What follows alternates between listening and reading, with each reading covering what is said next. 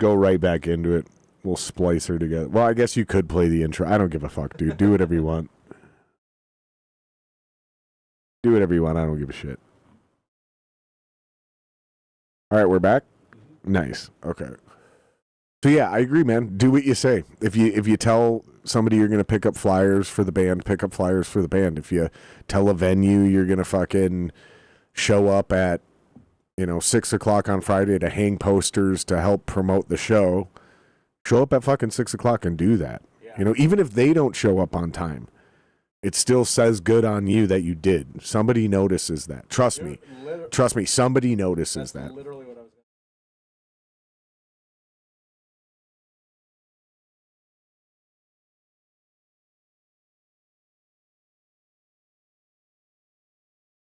Yeah. 100%, yeah. And people will eventually notice it to where they may not talk about it, but subconsciously and for your own confidence, you can be like, all right, well, here's the deal, man. Like, I was on time. And that's the only thing you can do is control yourself. You can't control your fucking diva lead singer or your lead guitar player or your bass player, whoever is in your band that's notoriously late. Every band's got one of them. Yep. And yeah, he does make your band look bad. He does. Yeah. But at least your band doesn't look bad because of you. Yeah. And we just keep hammering this idea of being on time because it's a huge thing. Yeah. But that's just a random example that we're using right now. But it's just being reliable and being predictable and keeping your word. I think that is one of those sneaky nuggets that a lot of people just don't really realize. Yeah, it may not even ruin your reputation, but you can go the other way real fast and build a really good reputation. I think that's really what you're saying. That's a great that's a great one.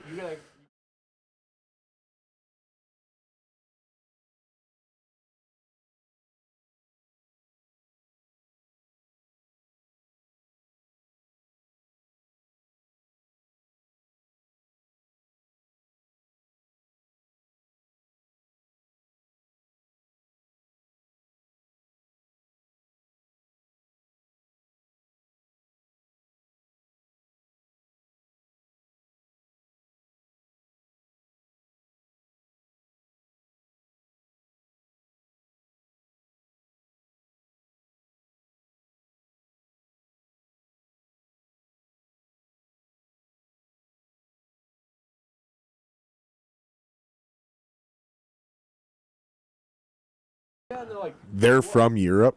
No, they're from here. Oh, my God. And they ended up making the tour happen. That's worse. Yeah. If they're from Europe, I could understand them because they're like, listen, this is how we do things over here. But no, this is different, dude. This is huge. So here was like a huge red flag for me. What's going on? Like, well, the other guy having passport. I already have all the songs left. I have connections. I have a clean. I have everything. What more do you need? It got to.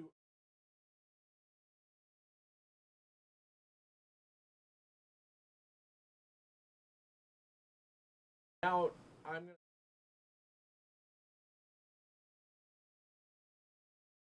Yeah, and at the end of that 24 hours, they. But I'm out. Yep. Thanks for the offer, but I'm out. Now, you had the luxury of having other options at this point in your career. Yeah. So let's put a pin in this because before we get too far off track. So you get done with school, and what is the first thing you are able to do with this new education? Because obviously you didn't get a job. Mm-hmm. You didn't, that didn't work out.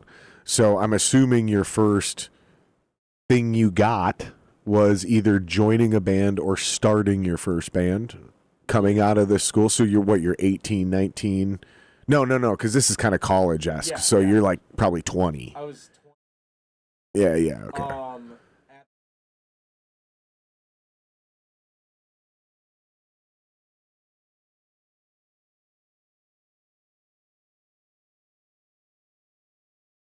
So what's the first thing you did get? What gig did you land, or what band did you finally join? What's the first legit thing that you did get into coming out of school? 20, 21 years old.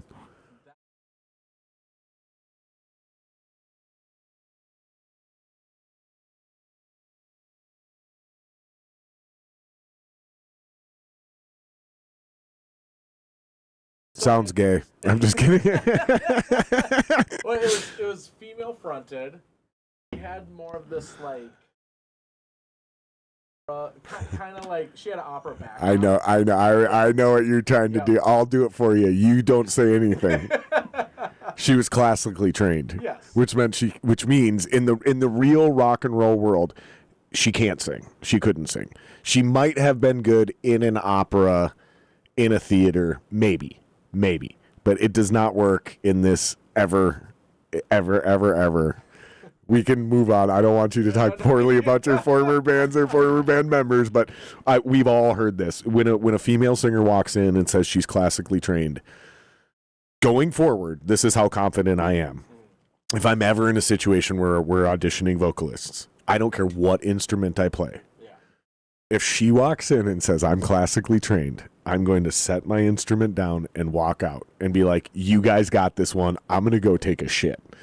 Because that's a better use of my time than listening. Because if that's your opening qualifying line, you can't sing. Well, and I'm not saying you don't know how to hit a note. Yeah. I'm not saying you can't sing as in your voice is bad. I'm not saying you're tone deaf. I'm saying I've never once seen any one of those girls actually like sound like Amy Lee or Hayley Williams or who's the chick from Hailstorm, Lizzie Hale. I've never heard any of those girls who like I'm classically trained and then do that. I've never heard it in my entire life. So am I wrong? Tell me I'm wrong. No, you're Don't kiss my ass because it's my podcast. If I'm wrong, and I want to hear it. She could sing, but actually where it was the keyboardist. Oh, that's yeah. And as soon as they broke up, the band was instant.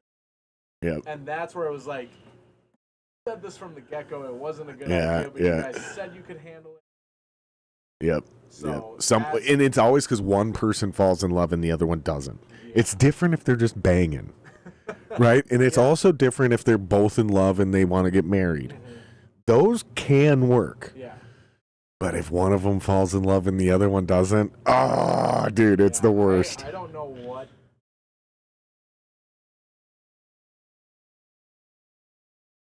But so at the end of that, that's when I got asked on. I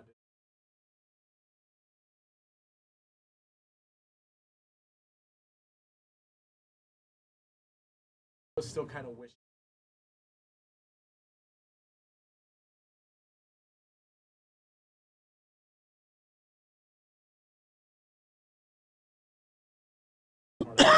So how old were you when the first Dying Euphoria stint happened?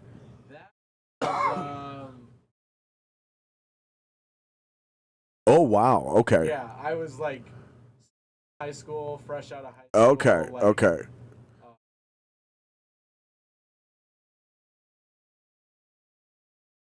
Okay. So I had all.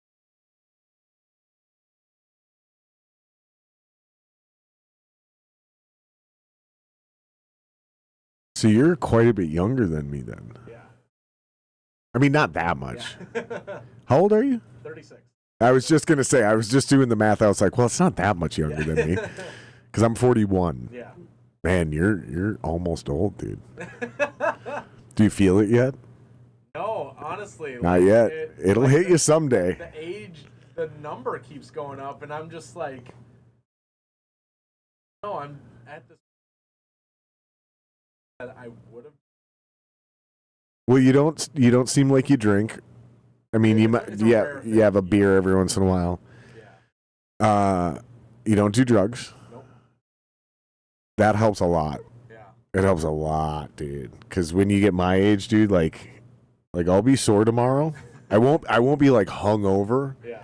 But my ankles, my tendons, my Achilles, my knees, they'll be a little more sore tomorrow morning than usual just from having a few beers and hanging out with you tonight. It's something else, man. Like, I think what helped too like It was about 37 when it hit 38 somewhere is when it hit me. So, well, and I feel like it hit me later than everybody else. So it hit me in the last.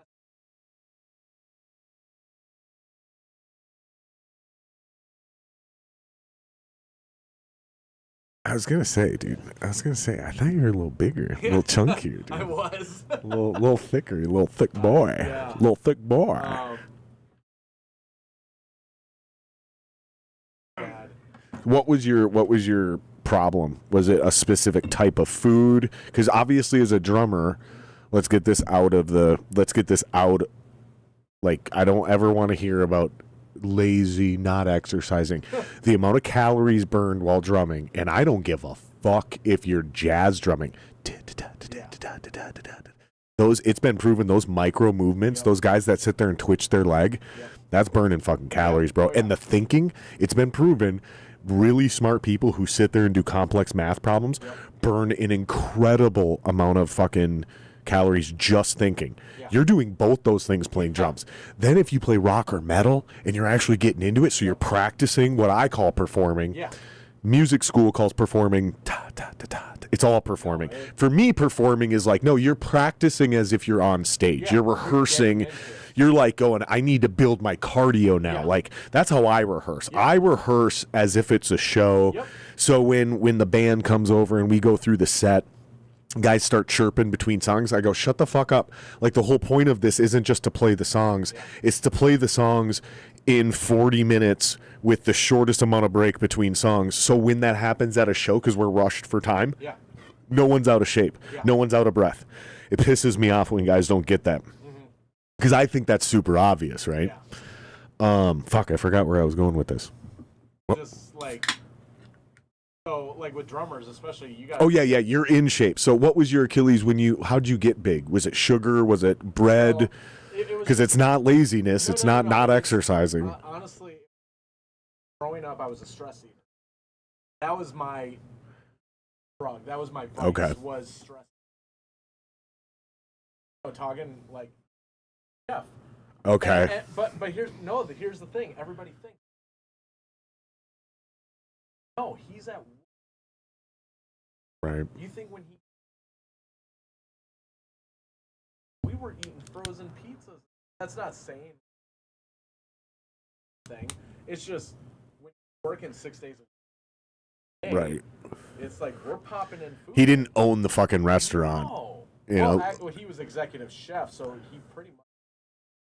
Right, but he wasn't the owner like in the movies and TV shows where these guys are like always at home cooking and they're like, oh, we're serving dinner tonight. I got to go to the restaurant. They check in. They're there for 2 hours. Yep, this is the menu tonight. And then they go back home and bang their wife.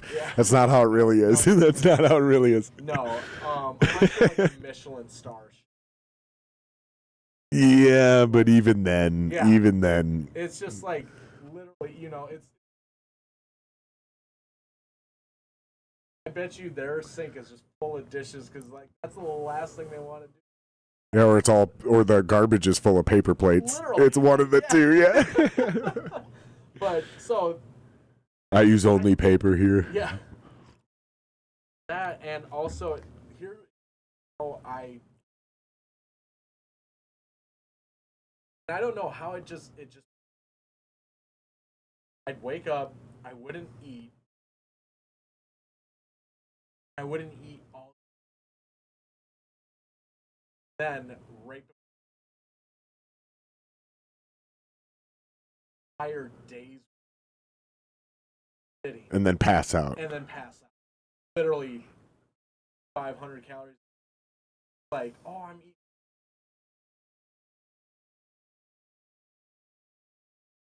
While I was slamming down a 6-pack of soda, like. So you weren't just doing intermittent fasting; you were doing intermittent feasting.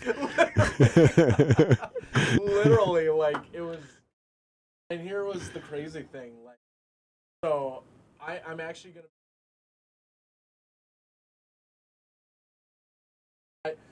I've actually lost. I've lost 100.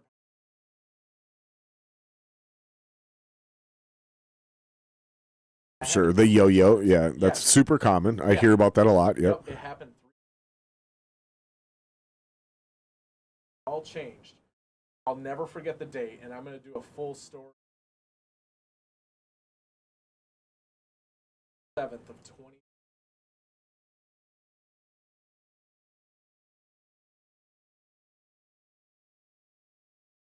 I have heard about this. Is this where it's like 75 days, no alcohol, no sugar, and then the workout's not even the crazy most intense thing. It's more about like a detox of like shit from your diet, right? And your lifestyle. Is that even remotely accurate? You're in the ballpark. So basically what it is 75 days you get to choose a meal plan.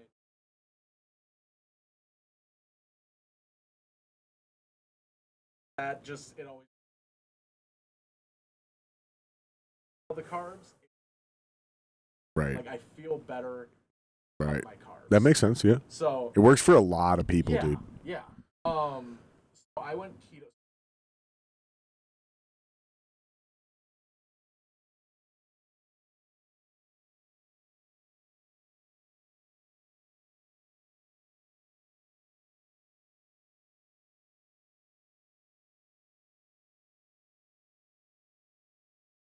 It's raining or you got That's the point. Yeah. I think Travis Doherty, he used to roll with the Dying Euphoria boys. Yeah. I think he did this. Mm-hmm. I think he did this exact same thing, and I think he told me about it on the podcast. Yeah. So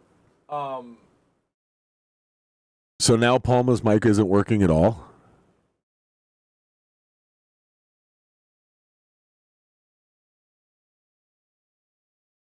It's not working at all. Huh. That doesn't make any sense. So yeah, let's do that. Let's do it live though. Don't play a song. Let's just rip through it real quick. Are we just staying on the overhead? All right, then let's do this. Let's give him my mic or my cable. I'm just gonna hand you my cable under the table. All right. And I'm gonna switch to this cable over here. Mm-hmm. Ready?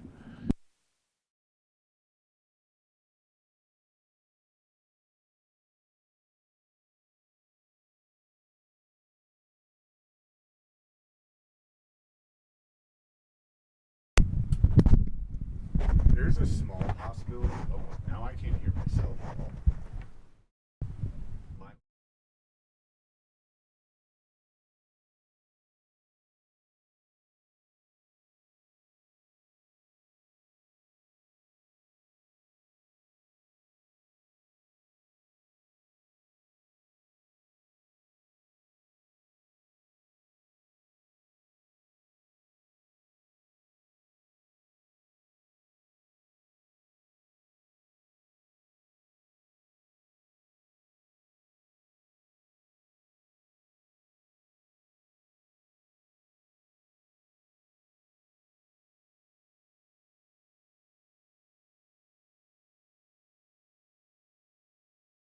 I'm gonna say I'm seeing signal from it. No.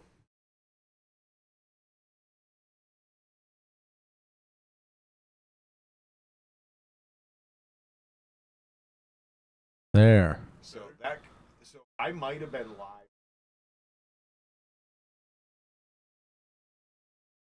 Check 1 2. Check. So it's fine. It doesn't Okay. really matter. Giving him this mic cable.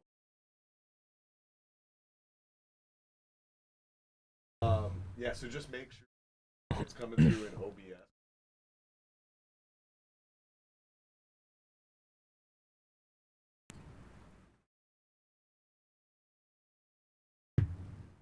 Got switched.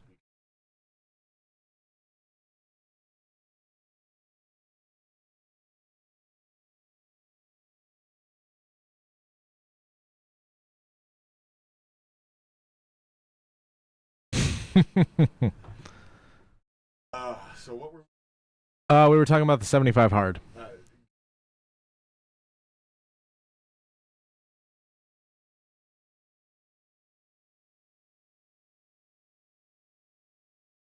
Most people call me Kyle.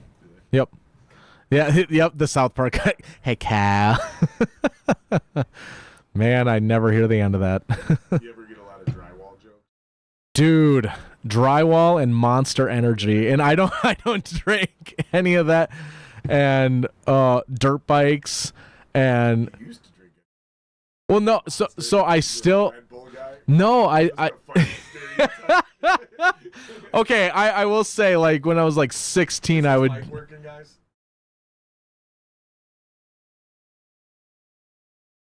Huh.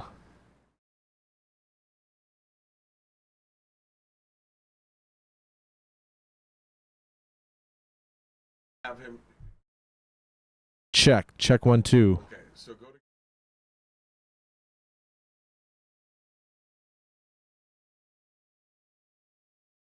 See, that needs to be 3 and 4. There you go. See, that's on the checklist. This is what happens when we take a month off. We forget things. Now we're good to go. The audio is still reversed, but now we are 100% in the clear. It's all good. Does that make sense, Will? He's Perfect. new. He's still learning. It's all good. He's smart though. He's gonna get Yeah. it. He's getting it. Oh, yeah. He used to be super confused running the board because Yeah. he's my drum tech. Mm-hmm. And he's gonna play drums for my solo project if we ever get that off the ground. Because I can't play drums for my own solo project. How do you do that? How do you play drums and guitar? Well, I guess it's possible. To Yeah, play. I was gonna Nowadays, say, it is right. in fact possible to literally do both at the same time without backing tracks. Right. But not my shit. Not Yeah. my shit. There's no way I could possibly do my drum parts and my guitar parts at the same time. It's not possible. Yeah. Not unless I played the backing tracks. So I got the kid back there on the kit, and for a long time he was super confused and overwhelmed by that board because he didn't go to music tech. Yeah. I got a very similar education. I basically got a music tech education in high school. Yeah. At this place called St. Paul Creative Arts.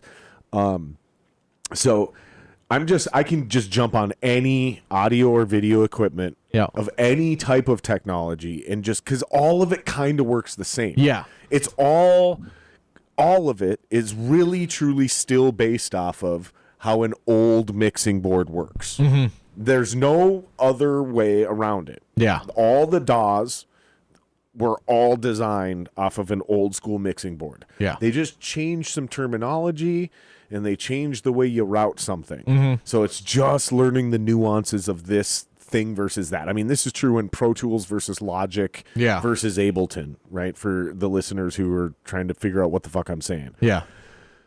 Poor boy over here didn't get that experience, Mm-hmm. right? So he's learning on the fly. Gotcha. Like, he's being thrown to the wolves. Yeah. So he's been learning, he's been doing good.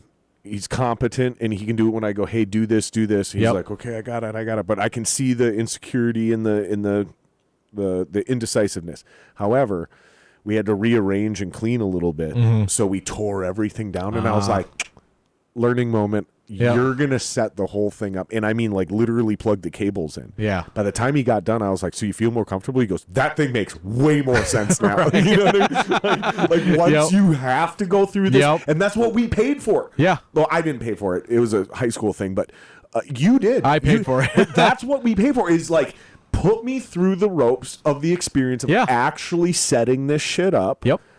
And that's that value of going to school for these Yeah. things. And you got a certificate, I didn't. You know Yeah. what I mean? Like it's so stupid, this piece of paper that people put this insane value on. Yeah.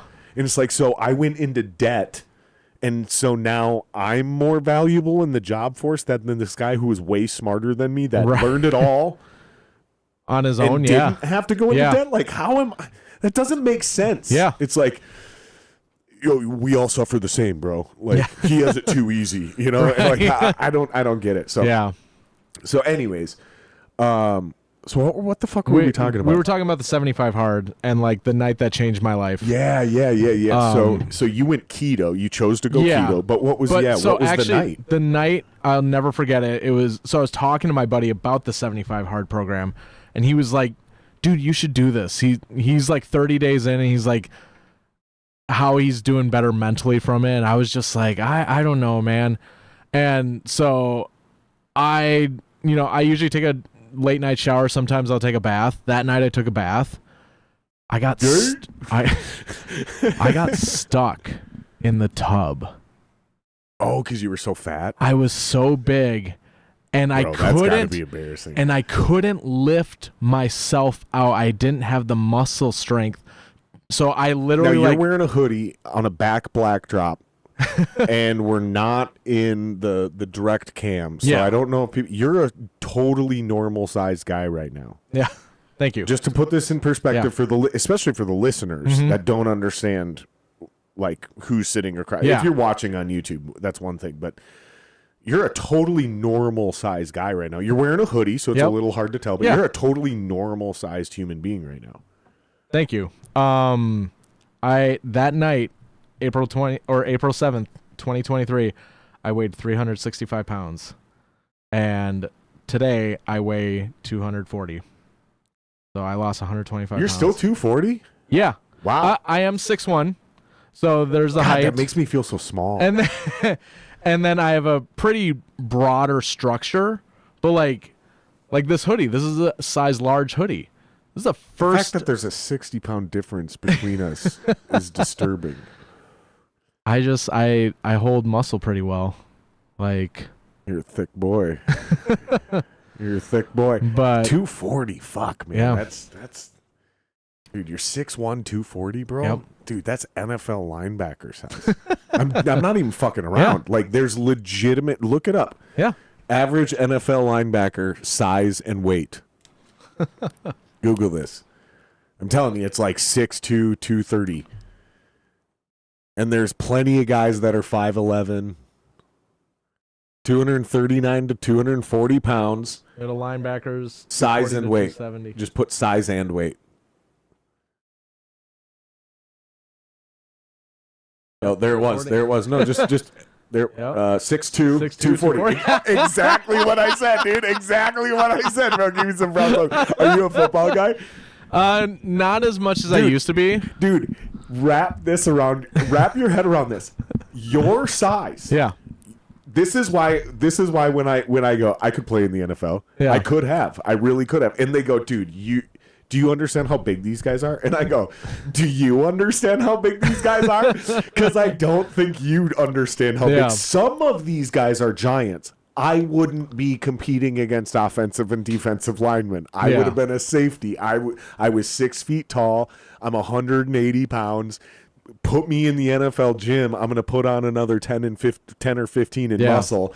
Like, bro, like you are the average size of an NFL linebacker, dude. Like that, dude. That's funny. That's hilarious. And again, here across the fucking you're a super normal sized guy. So that's funny to me that you were at one point in time. Yeah. It was that night. So when sorry, it's not funny to me. Well, It's it was what definitely, I meant by funny is it's ironic. Yeah, like it's hilarious because it's hard to believe is what I'm saying. Because with all this being said, like I'm looking at a guy who just seems like a normal dude. Yeah. You did seem a little bit thicker though in some of your older photos. So I was like, oh yeah, he lost a few pounds. Like we'll bring that up. Yeah. No, it was that night. Like it was insane. I remember So what'd you do? How the fuck did you get out of the tub? I literally had to go like leg out first, and I had to like slide out. I had to use the water to like slide me out, and like I fell out and like hit my head on the toilet. Roll out? Yeah, I had to roll out. I hit the corner of my head on the toilet, and I was just like, I looked in the mirror, and I was like, dude, you're 33 years old, and you got stuck in the bathtub. What the fuck is wrong with you? And it was that moment, and it was a Thursday night, and so I then was like, my buddy said the 75 hard thing, and I was like, I should do that. And then I went through the mental game that I've been through before, where I was like, well, tomorrow's Friday, maybe I start on Monday, and I caught that voice right then and there. I was like, fuck that. No, we're doing it now. We are doing it now, this very second. It was like 11 o'clock at night, and I was like, you're done now. And so I've actually, in the last 2.5 years, I've done the 75 hard program 3 times now. I just completed it 2 weeks ago, the 3rd time. The first time I lost 65 pounds. And then I just kind of maintained. I wanted to see if I could maintain, because like I said, I've lost 100 pounds, put it back, Yeah. and this was the first time I actually, within 5 or 10 pounds of a fluctuation, like 5-10 pounds is literally water weight. You can do that in a day. Literally. So I think a lot of people fall into that trap. Yeah. When they do something and they're like, I'm down 5 pounds. I'm like, no, you're not. Yeah. Oh, I'm down 10 pounds. No, you're fucking not. Yeah. Like, I swear to God, like, I'm not a fitness trainer. I barely ever give anyone any health or fitness advice unless it's the super obvious shit to somebody who's super unhealthy trying to just get started. Yeah. I feel comfortable giving some remedial level advice to those people. Dude, I'll show you here. I think that's one of those things. Tell me if you can relate to this, or if you know people that can relate to this, where they fall into that trap where they think 5 or 10 pounds is actually progress. I think you're not losing weight until 11, 12, or 15 pounds. Then I think, because now you're outside of just water weight. Yeah. Right? I think, Or especially, am I being a little insane? no, with that? it's just when you get down towards like that healthy range, that's where like 5 pounds would be a lot. Sure. But like, You're already past losing water weight, though. I'm talking when somebody's getting started is what I mean. yeah. Oh yeah. They get trapped in that, like, well, I'm down 5 pounds. It's like, no, you're not. No, you're not. Like, Here, but I'll show you. So this was the picture of the night. Right after the bathtub. Like, this is the photo I took. see, again, that picture, I mean, you're definitely fat in that picture. Don't get me wrong. But you don't look like I'm going to get stuck in a bathtub fat. I believe you. I believe you. But what I'm saying is, like, I also think you might have had a pretty small bathtub. Is what I'm saying, because I've seen fatter people than that take baths. It just, but I get it, dude. yeah. Like, it's also hard to believe you're 240 now. No, I'm serious. Yeah. I'd have said 215. Yeah. And I'm not even bullshitting you. Yeah. I'm dead ass serious. Like, it's hard for me to comprehend. There's a 60-pound difference between the two of us. Because I'm a pretty athletic guy. You know what I mean? Like, I'm not exactly the thinnest dude in the world anymore. I used to be like stick thin, like anorexic thin. It was like really unhealthy. Yeah. And I was doing the opposite thing. I would gain weight and then I'd lose it. As soon as I stopped any discipline, my body would just cannibalize itself. And then finally I got a little older and I did a dirty bulk. Yeah. So I tried to get fat and I did. I kind of got fat. I almost hit 200 pounds finally. Yeah. But then again, as soon as I just took any care of my diet or health, back down at 180. And I'm like, fuck, dude. And I just can't get above 180. I wanted to hit 200 and stay at 200. Yeah. I wanted to get jacked and be fucking thick at 200. I'm 6 feet tall, but I just can't. I can't go above 180. Yeah. I'm trying to lose like another 10 to 15, and then that's my personal goal. Of like, I just kind of have like visually a look 230. Yeah, about 225, 230. But you think it's a look thing, though? Well, it's just I'll be able to tell, like, I'll see it in the mirror. Have you been at 230, 225 before? Yes, once. Other than when you were super young? Yeah. There was one time I got down to 200. So you have a realistic thing you can compare to yourself. It's not some false illusion that you're going to like. Yep. Okay, But when I was that's good. That's healthy. When I was at 200, I lost a lot of the muscle. Okay. And I had so many people that were like, "Are you okay? You look anorexic." So if you're telling me because you're like losing weight but not building muscle. Yeah. So if you're telling me like, me at 240 and I look 215, picture me another 40 pounds down and lost the muscle, like I looked fucking anorexic, and everybody was like. Whereas you could lose that same 25 pounds now, go from 240 to 215. Yeah. And if you do it right this time, you won't look any thinner. Yeah. You'll just be lighter and leaner. At that time when do you know Eric Kais? Oh yeah. Okay. Oh yeah. I used to be in a band with Eric. I was in Climactic. You should fucking hire him, dude. Oh yeah, we talk about we talk about nutrition all the time. That motherfucker's got people getting dialed in, dude. Yeah. Like he might be your final fucking not your final boss, but your final guy to get you over the final hurdle to get you to that next plateau and like make it sustainable. I got to give a shout out to my buddy Chris Spafford. He owns Midwest Health and Fitness in Hudson. Spafford? Yeah. Bro, that sounds like a guy who knows fitness. He's been doing it for 20 years. He just turned 40. He is a professional bodybuilder. He's got his pro card and everything. He's You know an why I'm IFBB thinking pro. that? You know why I'm thinking Spafford? Oh yeah, he knows fitness because I'm thinking Matt Stafford. Oh yeah, That's where the stupid association's coming from. You know what I mean? Yeah. No, my buddy Spaff, like he's like I've had so many conversations. You're already there. You're the guy. Like I love Eric, and Eric him and I have had fucking- so many conversations about nutrition and fitness, and he has helped me through my You know, journey. Copy too. Oh yeah, Dan. Oh yeah, He'd probably even almost be better because he's not only like Eric, but he's a drummer. yeah, So it's like very niche, even more than Eric, because I think Eric is such a good guy for our community because he's a musician. Yeah. So he understands your lifestyle and the rigors of what you go through on your day-to-day basis. Whereas I think your average trainer can imagine it, but they can't relate. yeah, Eric can genuinely relate and go, oh, no.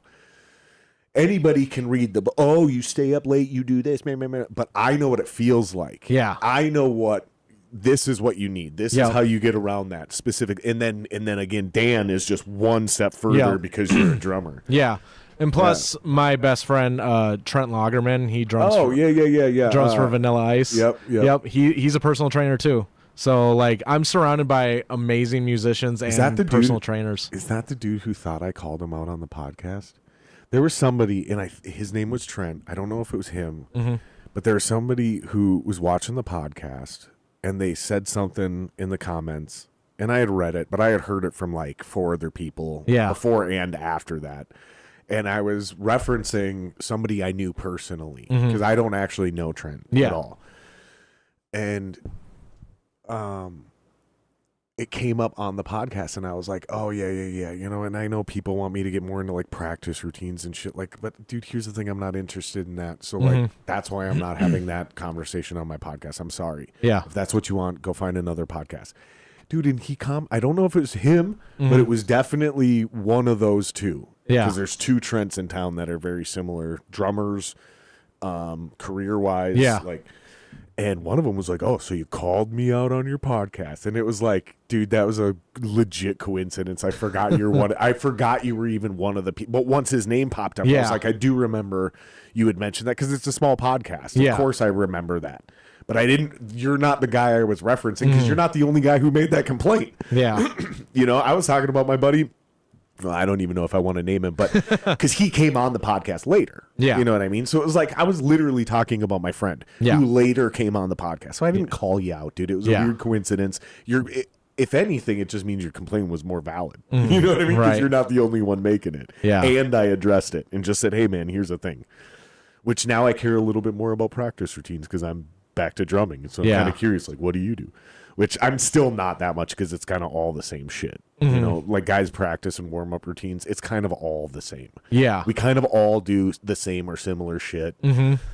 Grab a book, go on YouTube. There's thousands of 5-minute videos and 30-second TikToks. There's so many better things than doing that on a podcast. Yeah. Now, if we were going to go sit over there on the drum set and you were going to show me, that would be really cool. But talking about it, I don't know, man. Yeah. I don't think it's the greatest thing for my format. So Yeah. sorry, guys. That's why we don't do a lot of it. I have asked certain drummers because I'm very interested in them, mostly because I worked with them or they taught me shit. Yeah. You know, so I'm like, hey, so what do you do for this? You know. But honestly, I think it's a boring conversation that most people aren't really that interested in. And I think there's better short form content out there for when you are searching. Yeah. Maybe I'm wrong, but that's just kind of how I read that situation. Yeah. So, but anyways, getting back to Trent Lagerman, you were saying. So, well, yeah, he's another, like, him and I, we hang out all the time, and like, and he's a personal trainer. He's a personal trainer. So like, you know, he's right there. Well, if with that me, was Trent, by the way, if that was you, I apologize, buddy. I wasn't trying to call you out. I don't I hope believe we can get you back to watching the podcast. Right. Maybe even, dude, let's get you on the podcast. Right.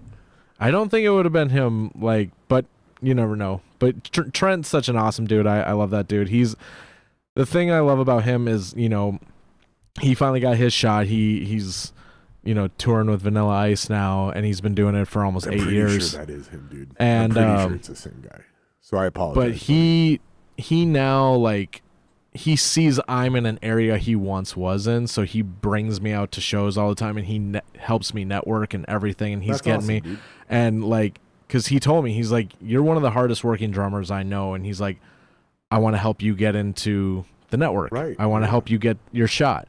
So anytime like he hears of people looking that, you You're know, the name that comes up. Yeah. Yep. Yep. And I've had That goes some, back to what you were saying earlier, is be Yeah. reliable, exactly. And I've had some be crazy, dependable. amazing auditions that I don't know if I would have gotten my name brought up unless it was through awesome people who support me. And, you know, yeah, I love that dude. Like, That's super cool, dude. yeah, he's amazing. So we were talking about your first gig coming out of school, Yeah. which ended up kind of being the firefight thing. Because Um, Firefight's after Dying Euphoria, right? Yes. Firefight. Yeah, it started. So in 2016, it was Sin City Escape. Yeah. So this is perfect because you told me a lot of this story Yeah. before the podcast, and I was like, okay, but just give me the bullet points. Yep. We can go into a lot more detail if you want. Anything Yeah. that you think is more interesting than what we crossed. While you're setting this up and starting, go ahead and repeat yourself because I'm going to take a leak while you're doing Yeah. this. Go ahead. And if you want to look at the camera, it's the middle camera. but- Okay. or you can pretend I'm still sitting Right, here. It'll be way more awkward and way more funny if you pretend I'm sitting here. Oh, I'm 'Cause totally normally the cameras switch for us. Yep. But we're having an issue with your camera specifically. So that one. So normally I would just be like, just pretend I'm still sitting here. Yep. It'll switch to you. No one will know I'm gone. Oh, anybody who knows me, they know I'm gonna stick right here, acting like you're there. No, you can either literally talk to Will while you're telling the story, or you can look at the camera. It doesn't matter. Right. Are you pissing? Yeah. Well, hurry the fuck up, because I gotta piss. Well, yeah, you go when you're ready, but I'll start the story off. Like, so the band. No, you go ahead. I'm gonna go piss. Yeah, go ahead. Be right back. So the band Sin City Escape, we started it about 2015, 2016, and it was more like radio rock. It was our influences were like Papa Roach and Breaking Benjamin, and that was probably like the biggest thing. It was like Breaking Benjamin, 3 Days Grace, bands like that. And so we had our original lineup, and then through a bunch of BS, we then parted ways with our singer. It just wasn't a right fit. So, and I feel when you have a new singer, and I could be wrong, this is just my opinion, but when you have a new singer in a band, and if that singer does not sound anything remotely like the original singer, it's a new band. Like, come and fight me on that one, but I'm sorry, that's my opinion. Like, it's just, when you have a completely new voice, it's a new band. So, we brought out Mike from the Paramedic. He was the singer of the Paramedic. He joined the band, and we had this, it was this nationwide Battle of the Bands. It was like Battle of the Garage Bands. And we got flown out to Chicago. We were one of the finalists, and we did the competition. We won the competition. Dee Snider from Twisted Sister was the main judge, and he picked us as the winner. And he brought us backstage, and he's like, you guys are absolutely amazing. You got big things on the horizon. You got to change that name, though. He's like, that name is not working for me. Yeah, we talked about that. Yeah, Dee Snider was just like, no. So where did that name come from? Let's slow this down a little bit. So where, because I don't want to gloss over the entire thing, because basically Sin City Escape is Firefight with a new singer. Yes. Quite literally. You said that. You said that. And in the way you set it up both times now, Yep.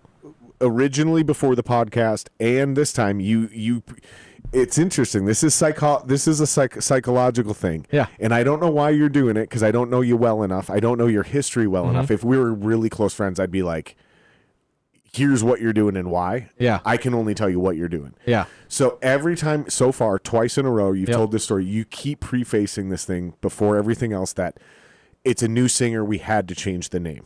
Yeah. And then you go right into Firefight. But I think we're skipping a lot.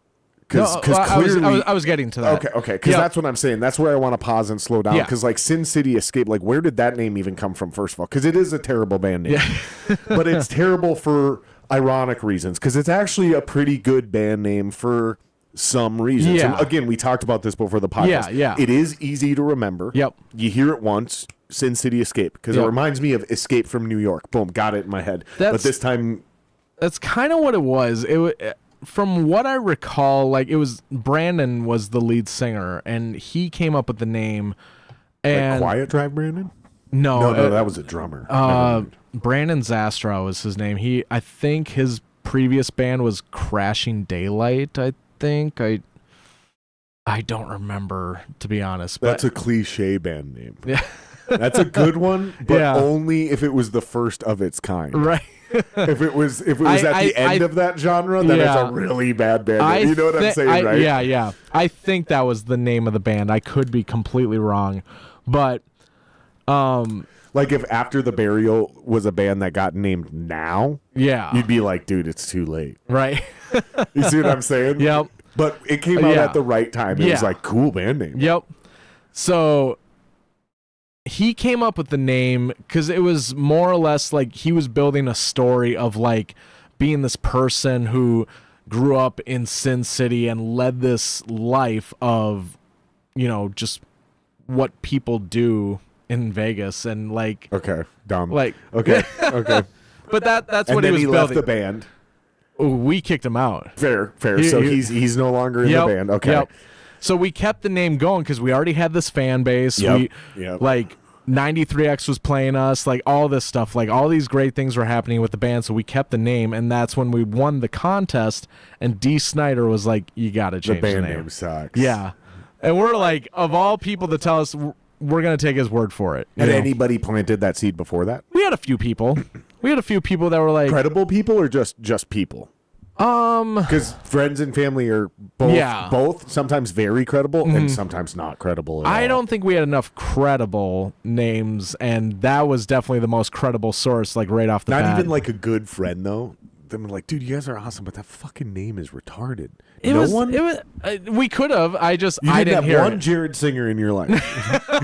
You didn't have one buddy who'd be like, bruh. I don't recall No shit. that at least that I heard, or maybe you know what, it could have been so. Maybe that, I really am that unique. No, I'm just kidding. Obviously I'm not. No. It could have very well been to the point like that I was just like, oh, they're being haters. So maybe I even tuned it out and just don't even remember it. Like, Yeah, but there's also not only that, but there's also the possibility, and this is probably what it was.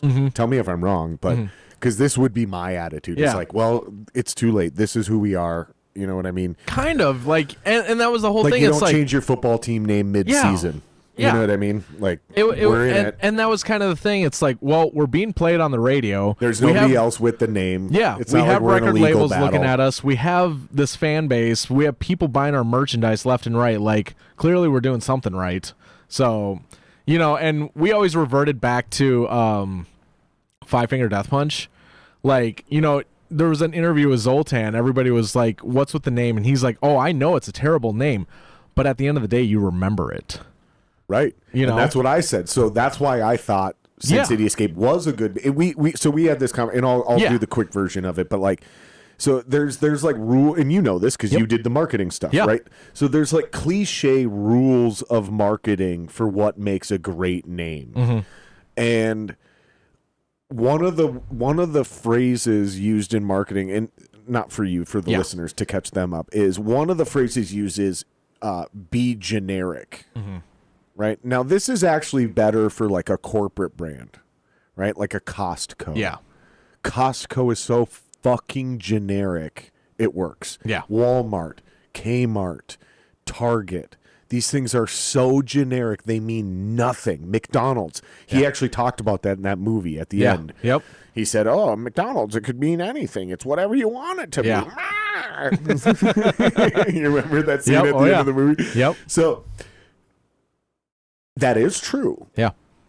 And it's memorable. The very first time you hear it, Sin City Escape. For me, I went, oh, like Escape from New York. Yeah. Like Escape from LA. Cool. I like, that's cool, you know.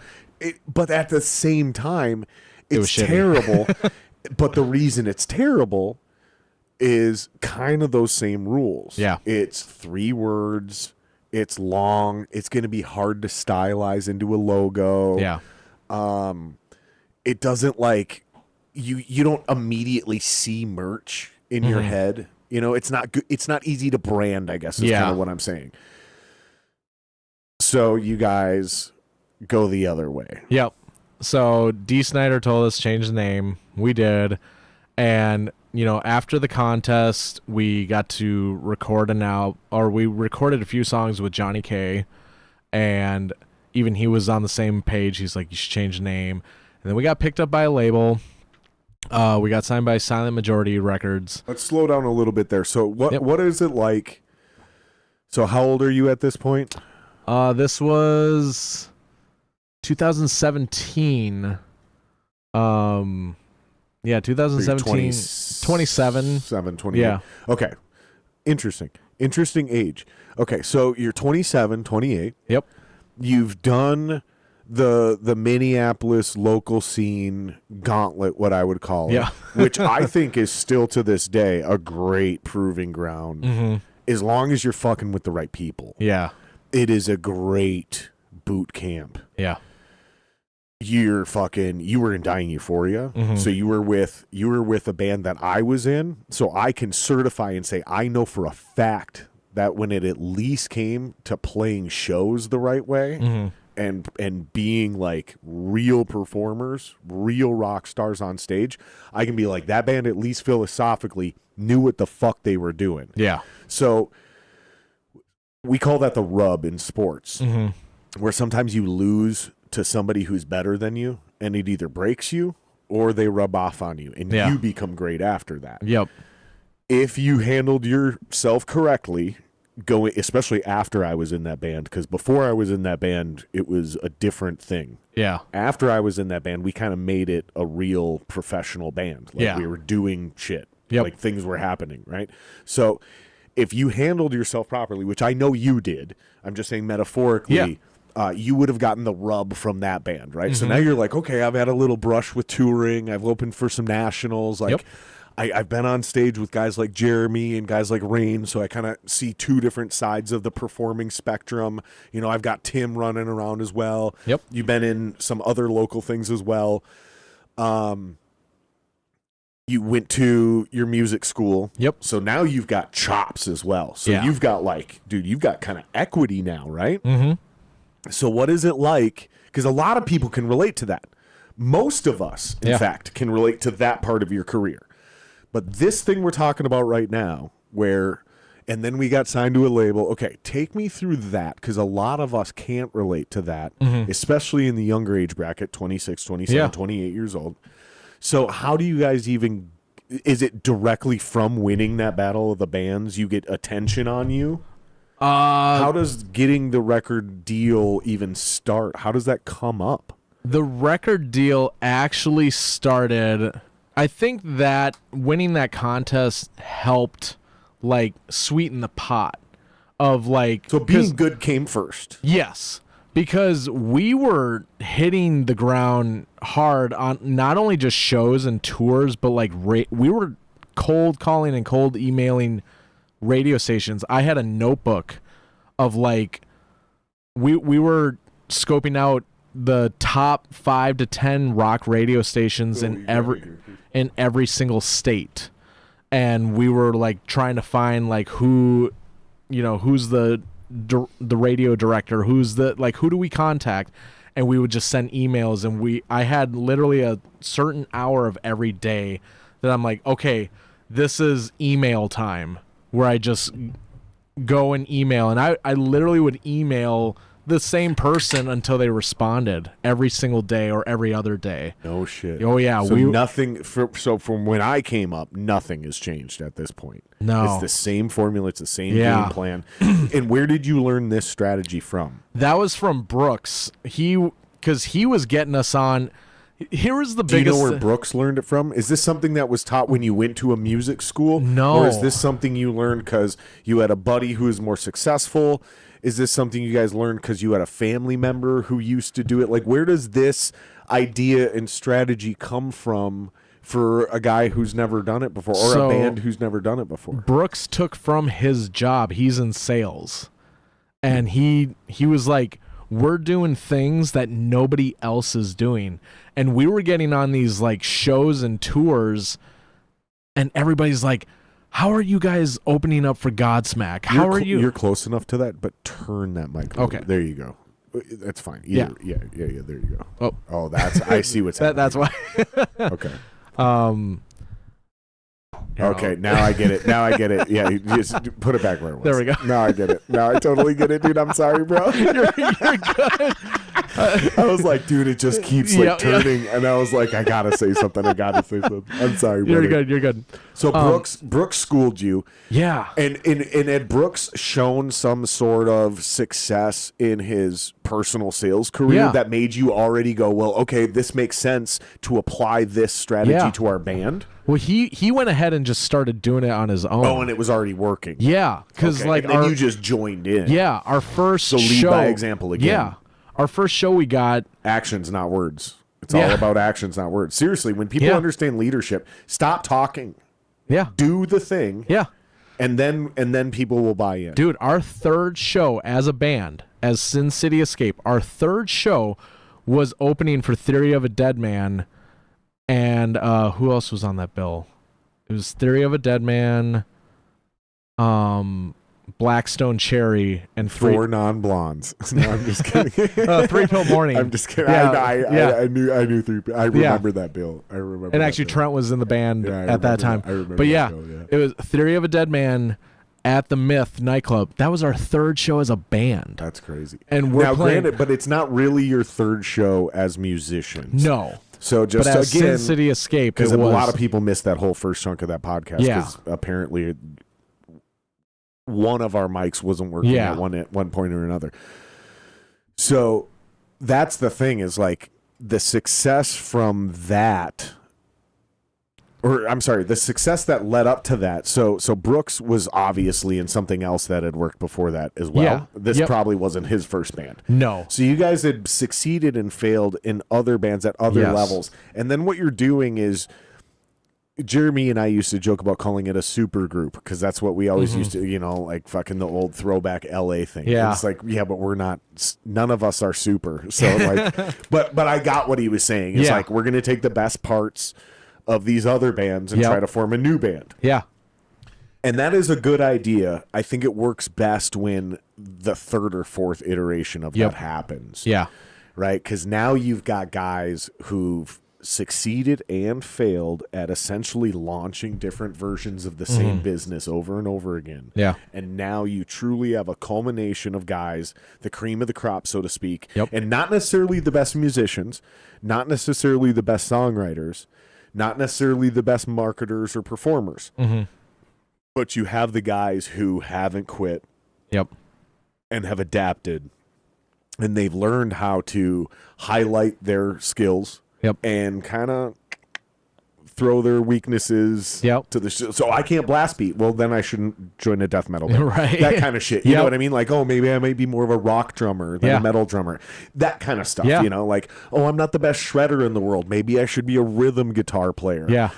That's what I'm saying. And I'm saying this for all the people who, like, I just want to make sure everybody should be able to relate to this conversation. Yeah. We're really, this is a great conversation, and we're really touching a lot of bases here. So, okay, so you guys are cold calling. You got this radio list. You've got this essential cold call sales marketing tactic from the 80s that we're still implementing in the 20 teens. Yeah. But it works. It does. And I'm sure a version of that would still work today, guys. But let's keep going. Yeah. It just, we literally. You win this battle of the bands as well.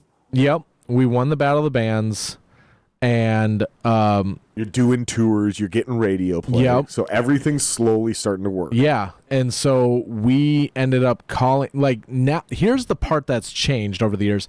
In the past, record labels had representatives who would go scout and find the hottest bands. You just had to be good. Yep. And a label would find you. Nowadays, you have to prove to the label why they need you. Okay, so here's what I've been hearing lately, brother. Tell me if you've heard this. Mm-hmm. Because I don't know how much validity this has, but Yeah. I've been hearing it so often, I'm starting to think it really is a standard. Yeah. So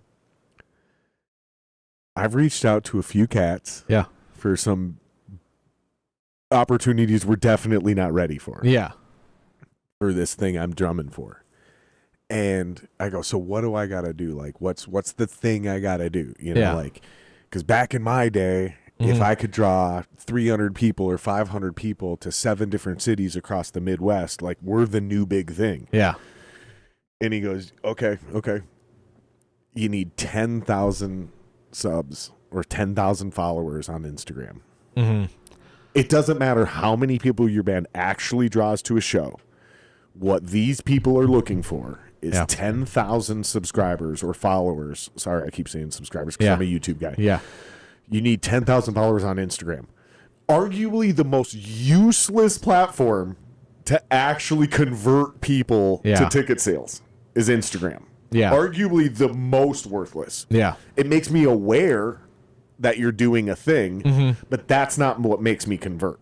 Yeah. What makes me convert is I'm a fan of yours from Spotify, from Apple, or I'm watching your music videos or your concerts on YouTube. Yeah. And I go, man, when these guys come through town, I got to fucking do it. Yeah. And then I follow you on Instagram. Right? So, like, the Instagram thing is the final step. Yeah. So, a lot of people are going to go, Jared, you just explained it. No, what I'm saying is all the work's already been done. The reason you grab these local bands or regional bands to open up for these national or regional acts, respectively, I think I said that in reverse, is because you need their 300 people or 500 people to finish the sellout. Yeah. That's why, because you're looking to hit a number. Yeah. It's a fucking business, man. Yeah. If my band can bring the people, or we're going to spend money on the promo to help you sell that final fucking 300 tickets, that's the goal. Who gives a fuck if I have 10,000 followers on this stupid platform that doesn't convert ticket sales in fuck all county? But this is what I'm hearing. Yeah. Is that's now the standard. If you can't get 10,000 followers on Instagram, your band is bullshit. This is the way people are talking now. Yeah. Have you experienced this? And if so, do you buy in? Does it make sense to you why? Or maybe you haven't heard of this and I'm being bullshitted. But I'm hearing it so often now. I haven't heard it enough, probably not as much as you have, but I've heard it more than once. But that's the thing. One, nowadays, anybody can just buy 10,000 subs or followers. That's where I was going to go with it. Yeah. You know, spend $100 and get 10,000 That's where I was going to go with it. Yeah.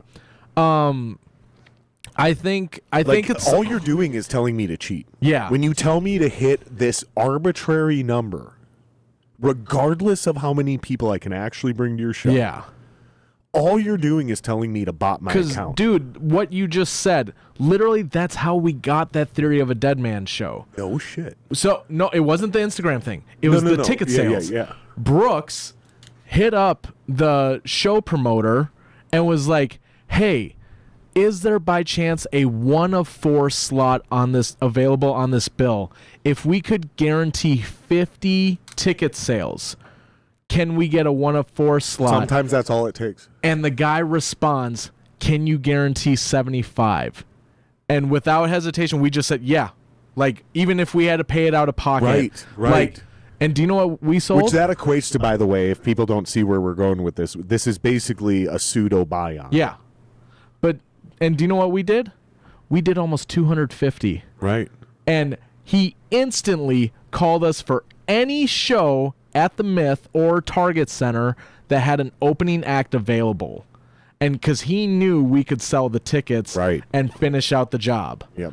And so that's how we got on all these nationals. And then because the shows were sponsored by 93X and we got in front of their So you're face. part of a snowball now. Yeah. Then it took off. But you already had put in all the work and equity to get to that point. Yeah. So again, there's no luck. It's preparation for opportunity. But this you is this is one of the biggest things I've ever learned from Brooks, not just in music, but just in life.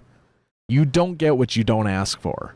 And that was everybody's like, how'd you get on this show? How'd you get on that show? We asked. Yep. Do you know why? It's kind of like that same syndrome, like you see the really hot girl and you're like, oh, I bet she's getting hit on by everyone, so I'm not even going to attempt. She's not getting hit on by anyone because everybody thinks that way. And it's only the one person who actually gums up the courage to go ask her out that finally he gets her because he was the only one. So it's the same exact thing. It's like everybody's like, oh, it can't be as easy as asking the promoter. Sometimes it is. It is. And the worst they're going to do is say no. I've got one that I'm working on right now that literally is exactly that. Yeah. I just reached out and asked. Yeah. And stumbled into a conversation with the right person. Now, nothing's actually come of it yet. Yeah. But still, it was like, fuck, man. I've sent out hundreds of these emails in the past, and nothing ever comes. Yeah. But then this one, and this is, if this works out, is incredibly fruitful. Yeah. Like, it might be one of those ones you're kind of talking about, where it's like, but again, we have to have our shit together. Yeah. Which I don't think we do. I don't think we're ready to take advantage of this opportunity. Mm-hmm. I think if we were given an opportunity by these people, I think we would botch it. Yeah. Like, I'm just being 100% humble and honest. Yeah. It's not necessarily like, I'm not trying to be like, it's that high a level, dude. Yeah. It's such a big opportunity that Yeah. like we're not ready. No, what I'm saying is like, it's legit and it could lead to bigger things. Yeah. Definitely a credible path. Yeah. Like that's one of those doors where I know where that door goes. Mm-hmm. And I actually literally know the actual people behind that door. Yeah. Maybe not directly behind that door, but farther up the path. Mm-hmm. I go, oh, that's how I get to those people. Yeah. That I already know. Yeah. But I don't know them well enough to gain a personal favor. Mm-hmm. So I don't get to skip the door and go through the back door Yeah. or the side door. I still got to go through the main gate. But once I get through the main gate, if I get to that person, they're going to remember me and recognize me. Yep. And then I'm fucking gold. Yep. Because that's how networking works. Yeah. Right? You plant the seed and then get there the right way. Now you're already, oh, yeah, he can stay. He's with us. Yep. Right? Yep. Like, that's how it really works. You Yeah. know? And I'm skipping a lot. Because Yeah. we don't want to put everything out there No, for for sure. everybody. Because there's, and I'll fucking say it, there's a lot of Danny Z's out there. Mm-hmm. And I made that mistake. Do you know the story? I created Danny Z. He's me. You're the Darth I Vader. am at fault. No, I'm at fault. I taught him everything. Yeah. He wanted to be me. He Yeah. literally tried to replace me in my band Yeah. when I got kicked out of Dying Euforia. Yeah.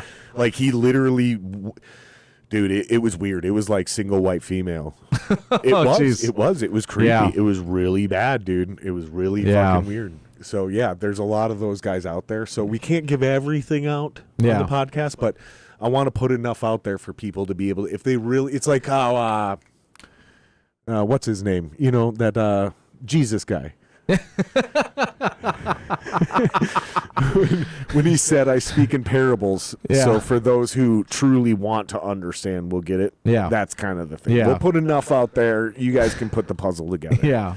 I'm not spelling it out for more Right. Danny Z's to fucking manifest and fuck my friends over. Right. Man, I'm serious. I taught that guy everything he knows, and all he did is fucked everybody I know over. Yep. But yeah, so we win the contest. D. Snyder tells us to change the name. So we do. And there was, because we were getting signed to the label and everything. There Yeah, was so like, how does the label thing come up? That's where we were at.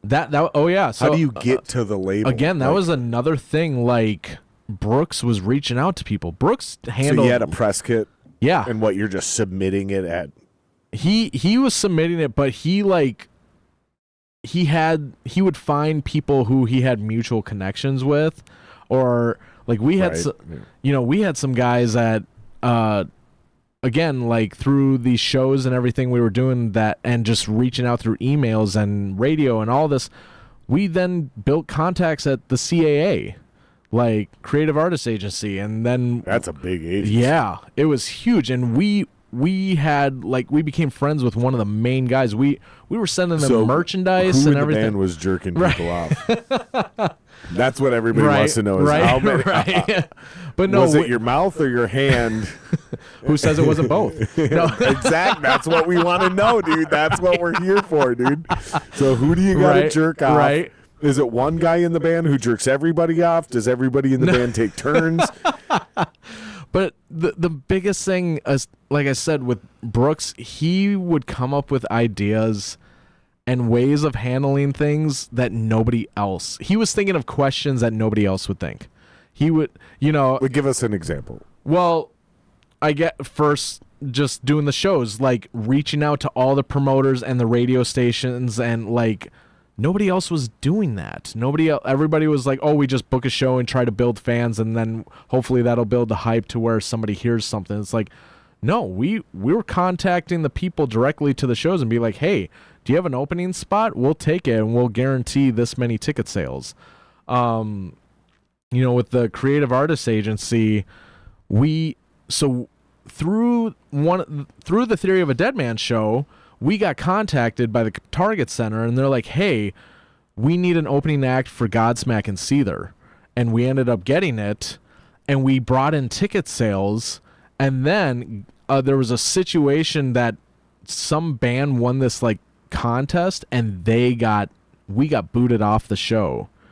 And then like a week beforehand, and the band got it because I don't know, it was something within the contest. Anyways, we already had all these ticket sales, and we had these connections through, and so we contacted the management of Godsmack, and we were just like, what the hell? Like, we did all these things. You're not afraid to stand up for yourself? Not at all. But right? You're willing to be a little bit confrontational, but not like disrespectful. We but came you're at like, it. hey man, we fucking did our part, Yeah. dude.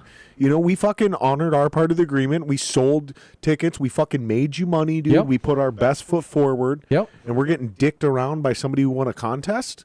Maybe you didn't put it that way, but it was he came at it with a very business. You definitely savvy. didn't end it with like, you fucking cunts. So no.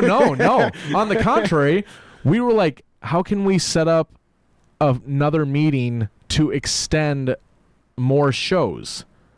That's how he would approach it. And then also, so once we extended the meeting... So he didn't call them greedy Jews. No. I'm allowed to make that joke. I'm Jewish. I'm allowed to say whatever I want about my own people. So we didn't call them a bunch of greedy Jews, Zionists, manipulating the music industry for their own family.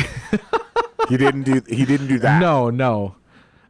He was like, how can we extend this further? How can we get on different shows? How can we work with you guys? Sure.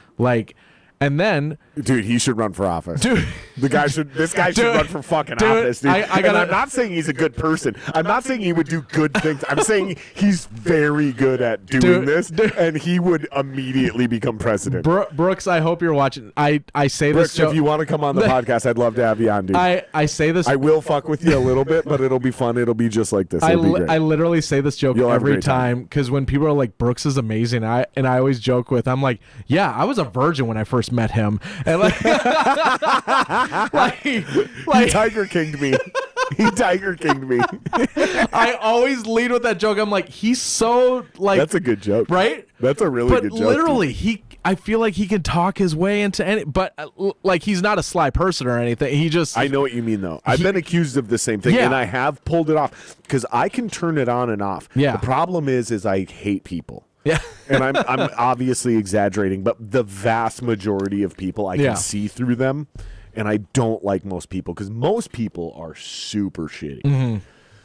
And I am not willing to play the game of pretending I like you and doing the whole thing so I can get something from you. Here's the thing. If I genuinely like you and I vibe with you, I will build a relationship with you, and maybe we can both help each other. Yeah. I'm not trying to get something from you like, oh, we're buddies now. Give me. No, I don't do that. Yeah. I don't. I can feel it in my soul that I'm doing something wrong. Yeah, there's something energetically there. But I just don't do it. Yep. I don't have the patience for it. Yeah. But Fuck, I lost my train of thought again. You're good, man.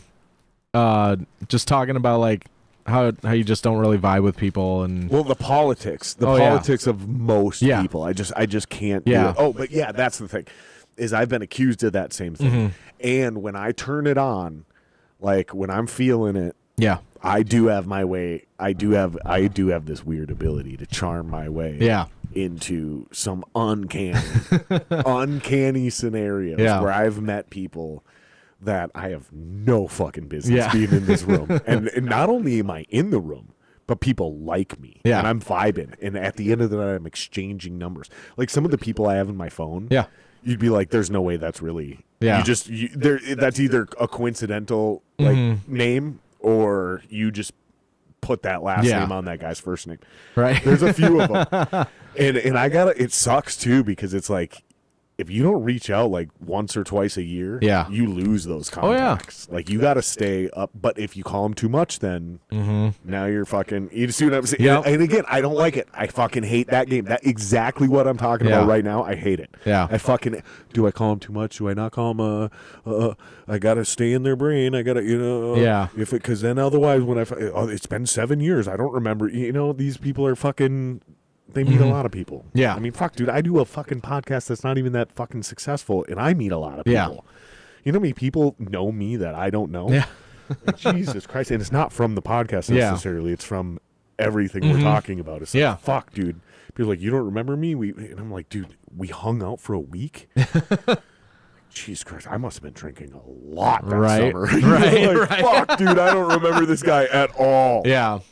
But no, I just remember like Brooks was steering the conversation. He's like, if we can't have this opportunity, how can we continue to work together? Such a great way to handle it.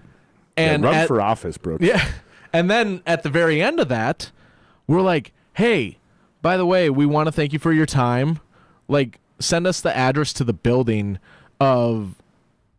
what's your office number? And then also your receptionist, because we were talking with her too, like trying to get, I won't say certain names for who at the CAA, but we ended up sending them a gift box of merchandise. Like we were just like, thanks for taking the time to like work with us and talk with us and sort this whole thing out.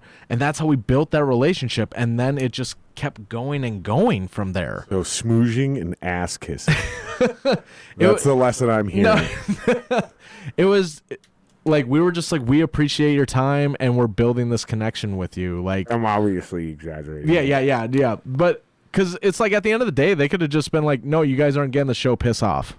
Like, but we were like, we want to continue to work with you guys. How do we do that? Well, and there's a million bands who would have bitched about it. Exactly. There's a million bands who would have just taken the loss and never sent out an email. Yep.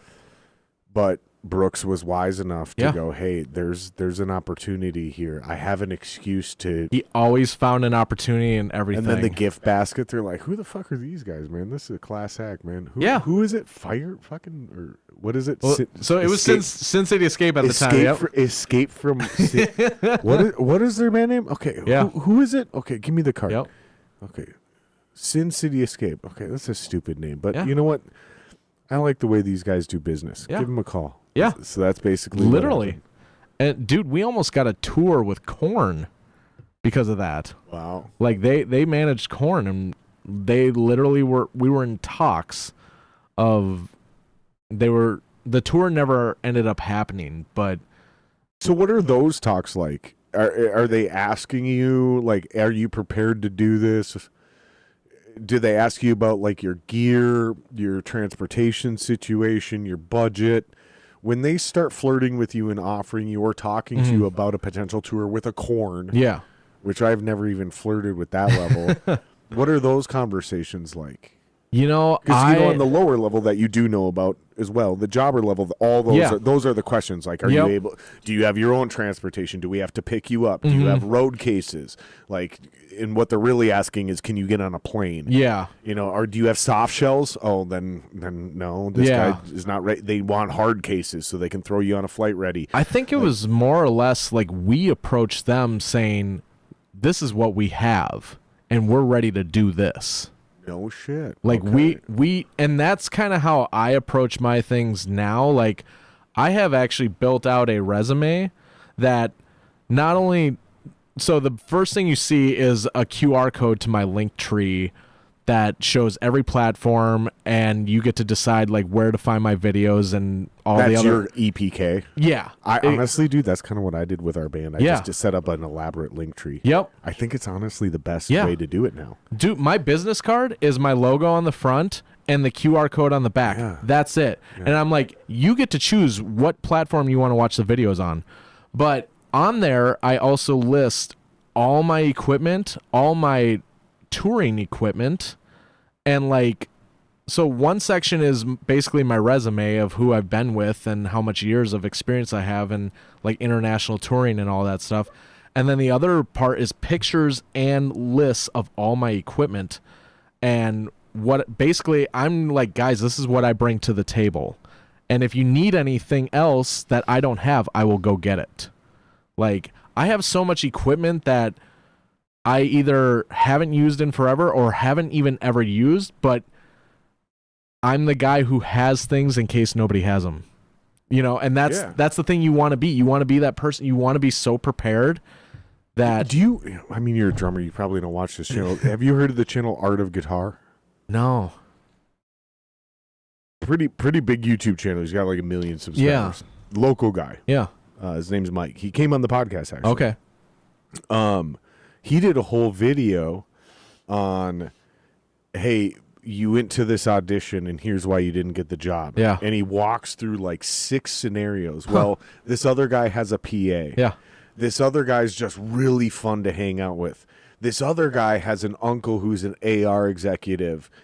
This other guy has a van that the band can tour with. Yeah. All of these are reasons I didn't get different gigs. Yeah. Right. And he like, so I think that's kind of what you're talking about. Yeah. Is like, how can I check as many boxes as possible so I fit as many vacancies as possible? I'm prepared for this opportunity. Yep. I'm prepared for that opportunity. Mm-hmm. And here's a resume, a really clean presentation about here's everything I can do. Yeah. So when I give you this thing, this slate, you go, well, here's what I need. So you, if you wanted to, if you're this guy, you could even have like church services and have a link right there. So when you go, I can do church stuff. Here you go. Yep. They go to your link tree and they go, what the hell? Oh, church services. Boom. They click church services. Boom. They see you playing in front of churches and they go, oh yeah, he can totally do it. That's our guy. They skipped over your death metal page. Yeah. Because that's irrelevant to them. Yep. Because you organize your press kit properly. Yeah. That's what you're talking about, Yeah. right? Absolutely. This is what bands need to kind of do too. It's better. This example is way better for if you're a cover band. So you can be like, we can do weddings, we can do blah, blah. Yeah. But no, I think there's, again, transferable knowledge. Like take what we're, just like Brooks did, right? Yep. Take what we're talking about now and figure out how to apply this to what you're doing. Yeah. Because there's knowledge here. Yeah. And there's applicable, real world, provable knowledge here. Yeah. I try to show, that's actually like, so I don't know if you've seen any of my videos. My videos online, I display both drumming and singing, mainly background singing, but I'll do like background and harmonies. And I started that like 6-7 years ago, but I've always, Just to make sure people knew, if you need a drummer who can hit backing vocals, I can do it. At first, it was like I just enjoyed singing background harmonies, but now, like, I heard in interviews of multiple musicians that they were like, I wasn't the most talented guy in the room, but because I could sing, I got the gig. Man, especially if you can sing as a drummer. Yeah. So you get those smaller regional touring acts where they need backing vocals and the guitar player or bass player can't do it or doesn't have the right voice, but you can. Yep. Now you're an option. That's how I got my tour to Europe. Wow. I literally, if you've ever heard of the 80s group Hurricane Alice. Oh yeah. Those guys are supposed to come on the podcast. We had them scheduled, and then Logan couldn't make it because his flight got all fucked up. Yeah. But those Bill? Is it Bill? I don't Bruce. know. Bruce? Yep. Yeah, I got him. Yeah, I got to get that guy rescheduled. Yeah. Bruce Newman? Yep. Yeah. Yep. I got his phone number. I got to get him Logan, back on he's the such a podcast. good friend of mine. He's the one who called me, but Stalaker? yeah. Oh, yeah. I love he's the guy. Stalaker. That's why I ain't getting no job opportunities, because he calls you first. No wonder. Dude, no wonder he Stalaker ain't calling refers me to everyone. I'm sure he does. Yeah. He Logan, you fuck. love you, Logan. You could have just said that. You could have just been like, "Hey, man, yeah, I'll throw some referrals your way, but Right. just so you know, Palma's the guy. You got a couple guys in front of you, Jared. You could have just said that, Logan. Dude, it's funny. My last gig that I got called, they were like, "Oh yeah, Logan Stalaker referred us to you." And so I called him and I was like, dude, thanks for, every time I get a gig from him, I call him and thank him. And I was like, dude, thanks for referring me to Drew. And he's like, which one? And I'm like, what do you mean which one? He's like, I referred you to like 3 of them. Which 2 are you going on? I referred you to 3 Drews. And I was like, oh, it was this one. He's like, oh yeah, cool. And he's like, you might be getting a call from another Drew this week for this tour. And I'm like, oh, cool, thanks. Like, I don't ever remember you drumming for Stormbreaker. How come that never happened? It's timing. I actually did a song. I did a recording on one of their songs No, recently. I'm but talking yeah, like you never played live with them. no, it just I never got a call They from only them. really had one fill-in, Yeah, which he wasn't supposed to be a fill-in. He was supposed to potentially be the guy. yeah, But it never really like solidified. yeah, He was good. He was all right. Yeah. He had this one part in one of their songs where I was like, "Oh, that's tasty." Yeah. I remember that every time that part would come up, I would turn my head. I'd be like, "That's Yeah. a tasty part." I remember. I don't even remember what part it was, but he was doing something on the hi hat. Yeah. And the ride. yeah. And it is like I call it the trickle. Yep.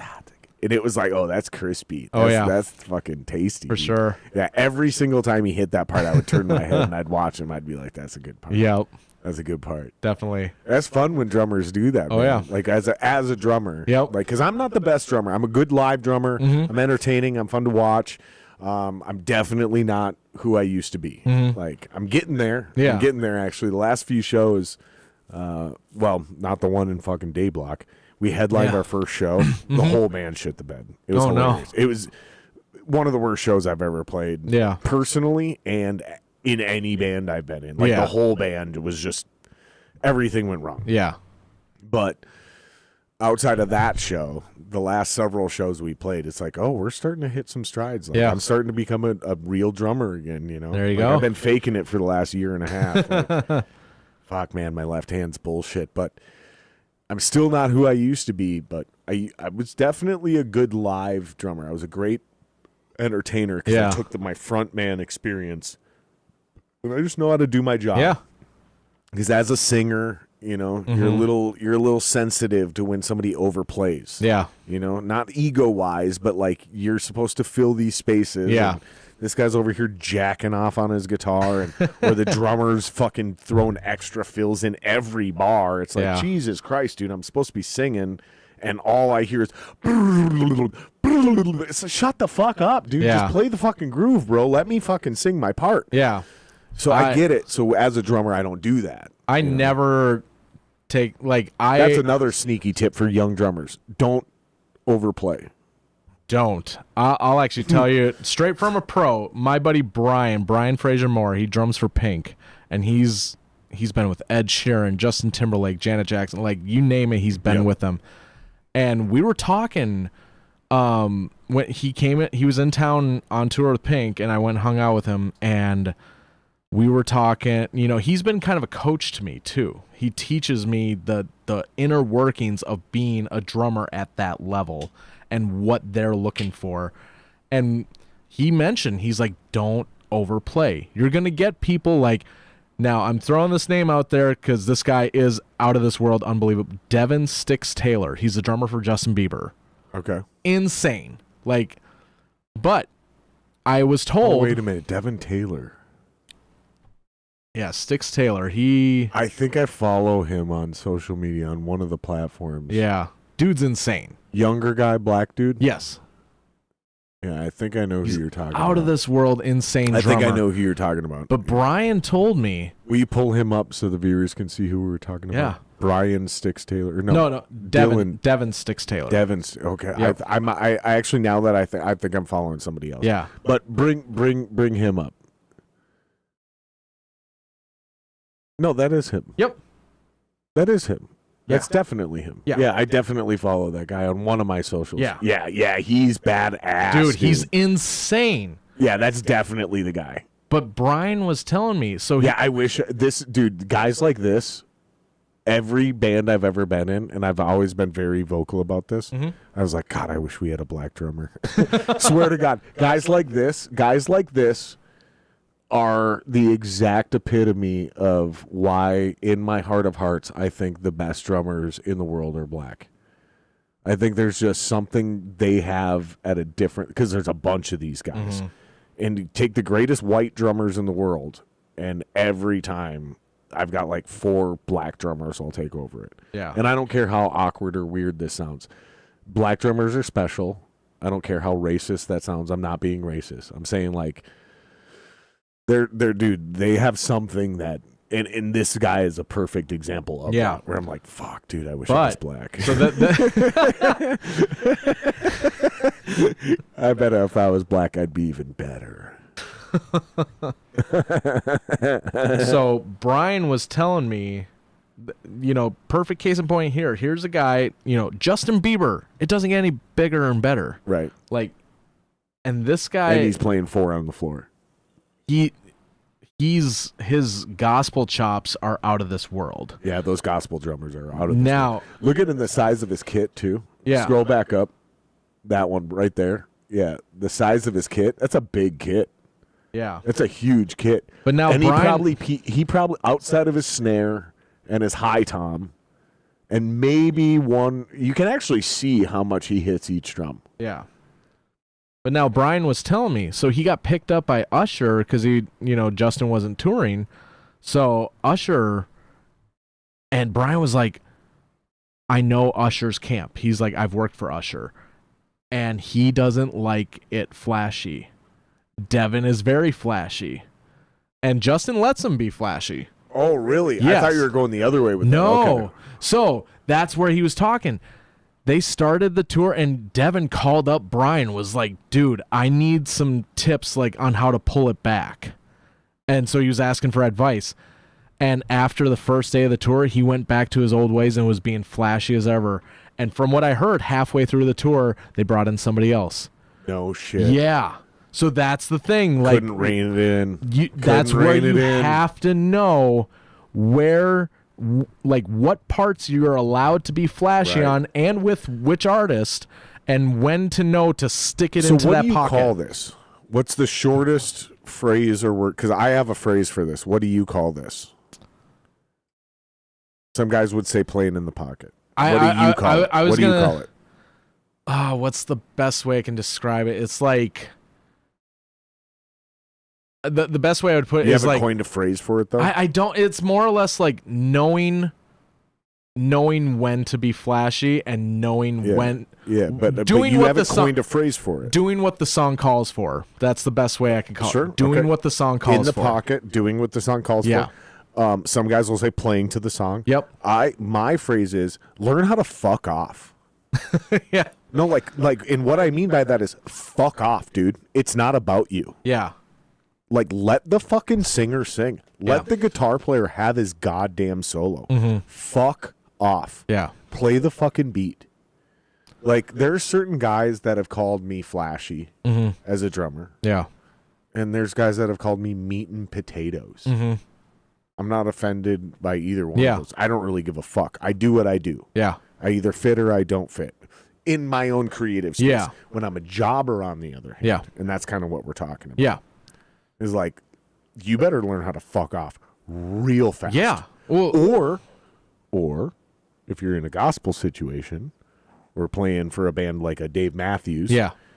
Or a fucking cover band. Oh my God, dude.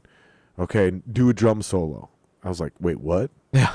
I built my career as a jobber. I was like, I built my career on doing the exact opposite of drum solos. Yeah. And now you want me to be flashy? Yeah. My entire thing is about being flashy, Yeah. but playing simple parts so I don't overwhelm the song. Mm-hmm. Looking like I'm hitting this drum as hard as I can, Yeah. but not hitting that drum as Yeah. hard as I can. And now you want me to like be a circus act. Yeah. That's how I felt. Mhm. Like, it was such a tough gig, dude. Like, Yeah. I don't think a lot of people understand how hard it is to be a professional musician when you're not in an original band where you're writing music. Yeah. It's Absolutely. really easy to understand that lane. Mm-hmm. And that's the thing is you have to go into the situation anticipating the lane.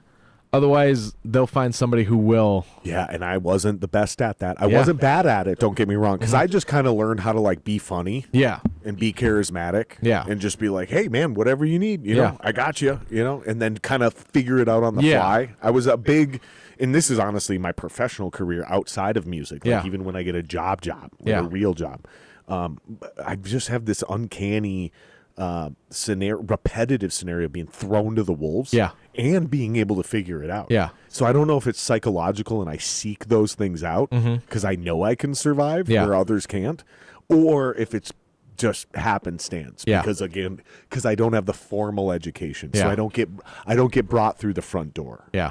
I don't know how or why, Mm-hmm. but that's been true in my music career. That's been true in my professional career. It's just kind of like, hey man, here's the deal. Here's how much we'll pay you. Show up. Don't fuck it up. Yeah.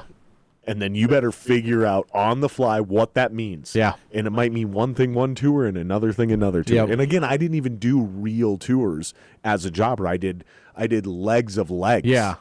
You know? Yeah.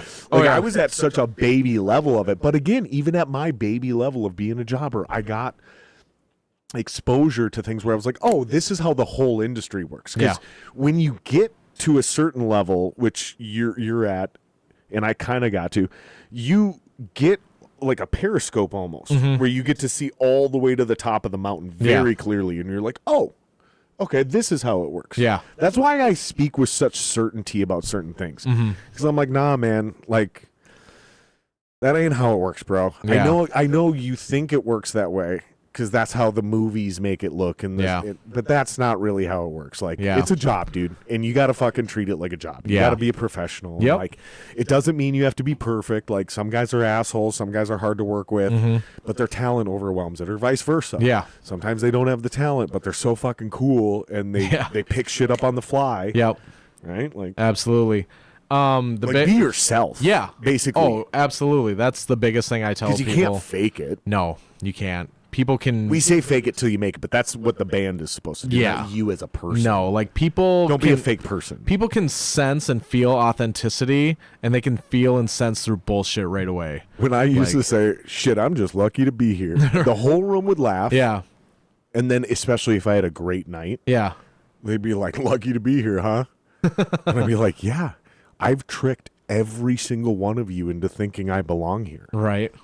Gotcha. That's one of my Right. most repetitive lines in my entire career on this podcast, post shows in real life, where I'm like, man, felt good last night. And people are like, dude, you had a great show, dude. You kicked ass. Your band kicked ass. And then I send them the Dave Chappelle meme. Got you, bitch. Yeah.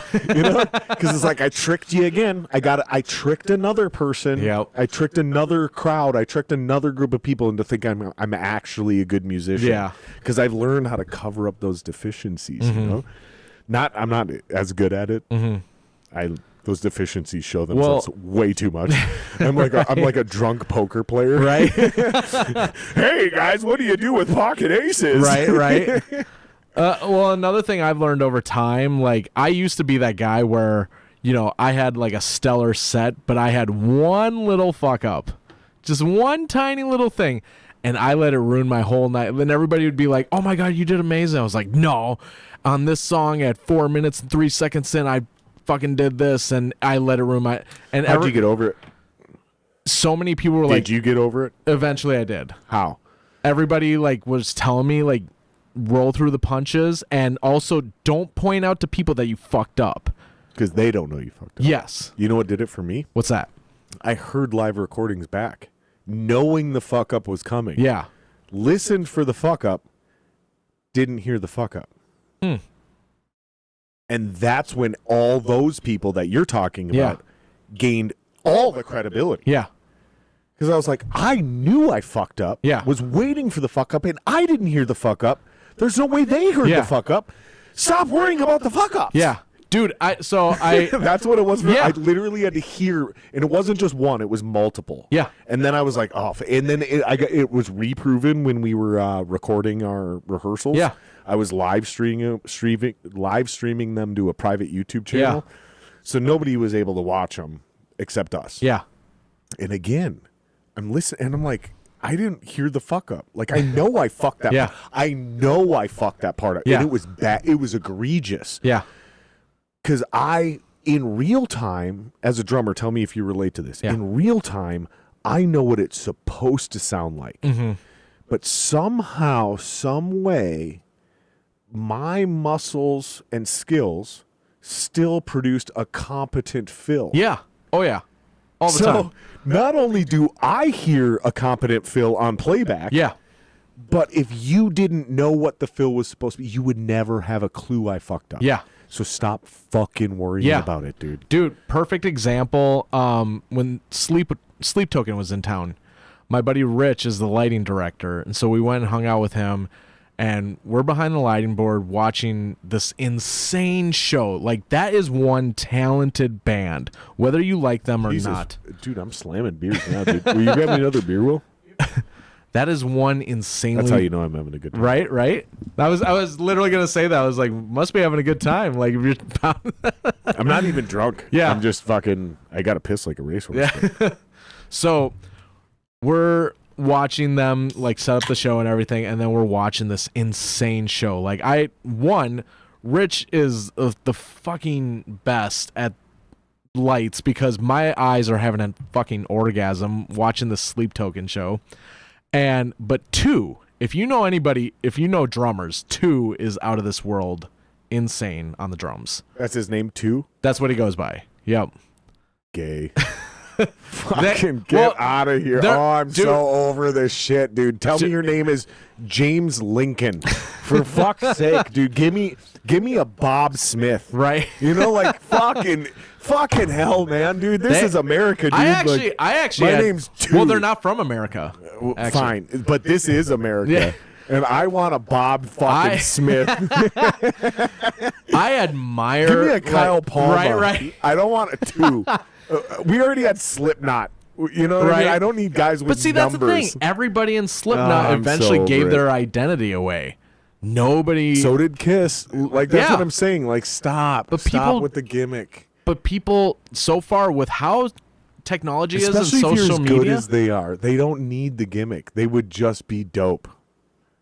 I'm sorry. No, Go you're ahead, good. You're good. It's just I'm actually amazed with how like technology is and how much information is out there. Like, I'm sure if you did some deep digging, you could find the true identities of the guys. But to my knowledge, like, you can't find shit. They've kept it under wraps, and like I respect that to an extent.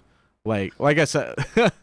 But I want all the privileges of being a rich rock star, and I want all the anonymity of a car salesman. Fuck off, dude. Like, But so we're watching this show, and I'm being super sarcastic. No, It's fine. no. I think the whole thing's cool. They're great. Yeah. Sleep Token's awesome. everybody's I'm got just their talking opinion. shit. I'm just oh talking yeah, you're shit. good. You're good. Everybody's It was my failed attempt at being funny. right. Somebody's laughing their ass Right. off, by the way. Somebody's like, that was funny, bro. But so we're watching this one song that I know the drums to, and I'm paying attention, and then we're watching his drum solo, and both Trent and I were hanging out, and we're just in awe. We're just like, holy shit, this dude is absolutely crushing it behind the kit. And yet all of a sudden we're looking at all the lighting guys and the sound crew, and they're all looking back and forth at each other, and they're just like, what the fuck is going on? And we're like, what do you mean what's going on? And we find out at the end of the show, they're like, oh yeah, two got off on this part. And we're like, what? The drummers who knows the song, like me and Trent who knows the songs verbatim and the drum solo, and yet the lighting and sound crew is like, oh, he fucked up tonight. And we're like, what? That's how well they kept it under wraps, that nobody could tell unless it was the crew who has heard that song, you know, so many times. But we're just like, wow. Yep. Like, I was in amazement. I'm like, I know that song verbatim, and I'm actually. you didn't even notice it. I didn't even and notice you're a it. drummer. Yeah. that blows my mind. Like, it was. But and some people will be like, see, that's what I don't like about this sleep joking thing. I like Elton John because Elton John, every time you see him, it's a new experience. Cool. Yep. Yeah. I dig that too. Yep. Yeah. Yep. I dig that too. I am definitely leaning way more towards the Elton John vibe. Yeah. Where every live experience is its own unique thing. Yeah. That's why you come see us live. Yeah. Because if you wanted to hear exactly the record, you would listen to the record. Yeah. I'm more in that camp. However, I totally understand. Because I think I've built a false persona that I'm anti-click track, I'm anti-backing track, I'm anti-effects, I'm anti-keyboard. Yeah, man, that was true when I was in that band. Dying Euphoria was one of those bands where I literally said, somebody brought up bringing in a keyboardist, and I was like, the day we bring in a keyboardist is the day I leave this band. Yeah. Because I didn't join. In my point, this is the thing, is I feel like people fail to extrapolate the actual logic and reasoning, and they just hear the statement. Yeah.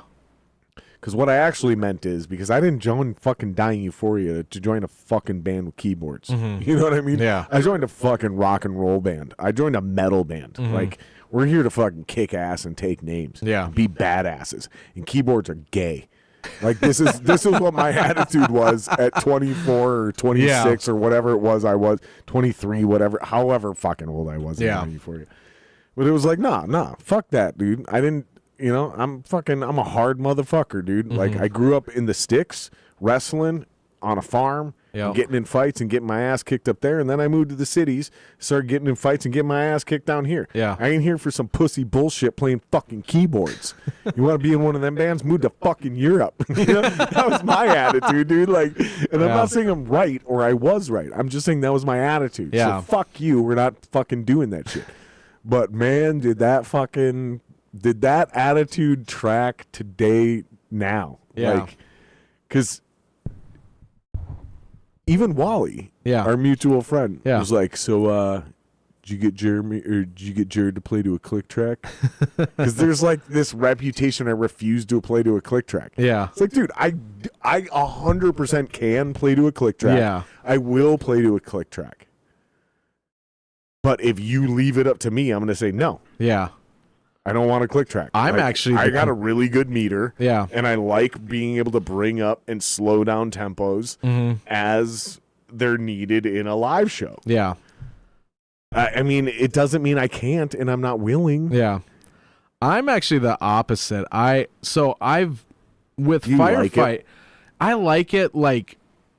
So with Firefight, Do you like the full backing track thing, or are you talking just the click track too? everything. Really? Like- So you're not trying to trigger the samples on the backing track. You want a full orchestration that you're a part of. I can do the triggers and sampling, but like there's something about like just being so locked in that like I try to tell people, I was like, the moment we stepped on stage, like I just had to hit play on the laptop, and everything was programmed, like not just the backing tracks, and I had the clicks, and I actually followed with the tracks on the album too to make sure I was 100% on. And I had this ongoing joke every single night, like Mike would come back and be like, how did everything sound? I'm like, sounded like the CD to me, man. It was awesome. And he stopped asking me after 3 shows. And I was just like, because I didn't need to hear anybody else. I was like, I have to follow this to cue everybody in.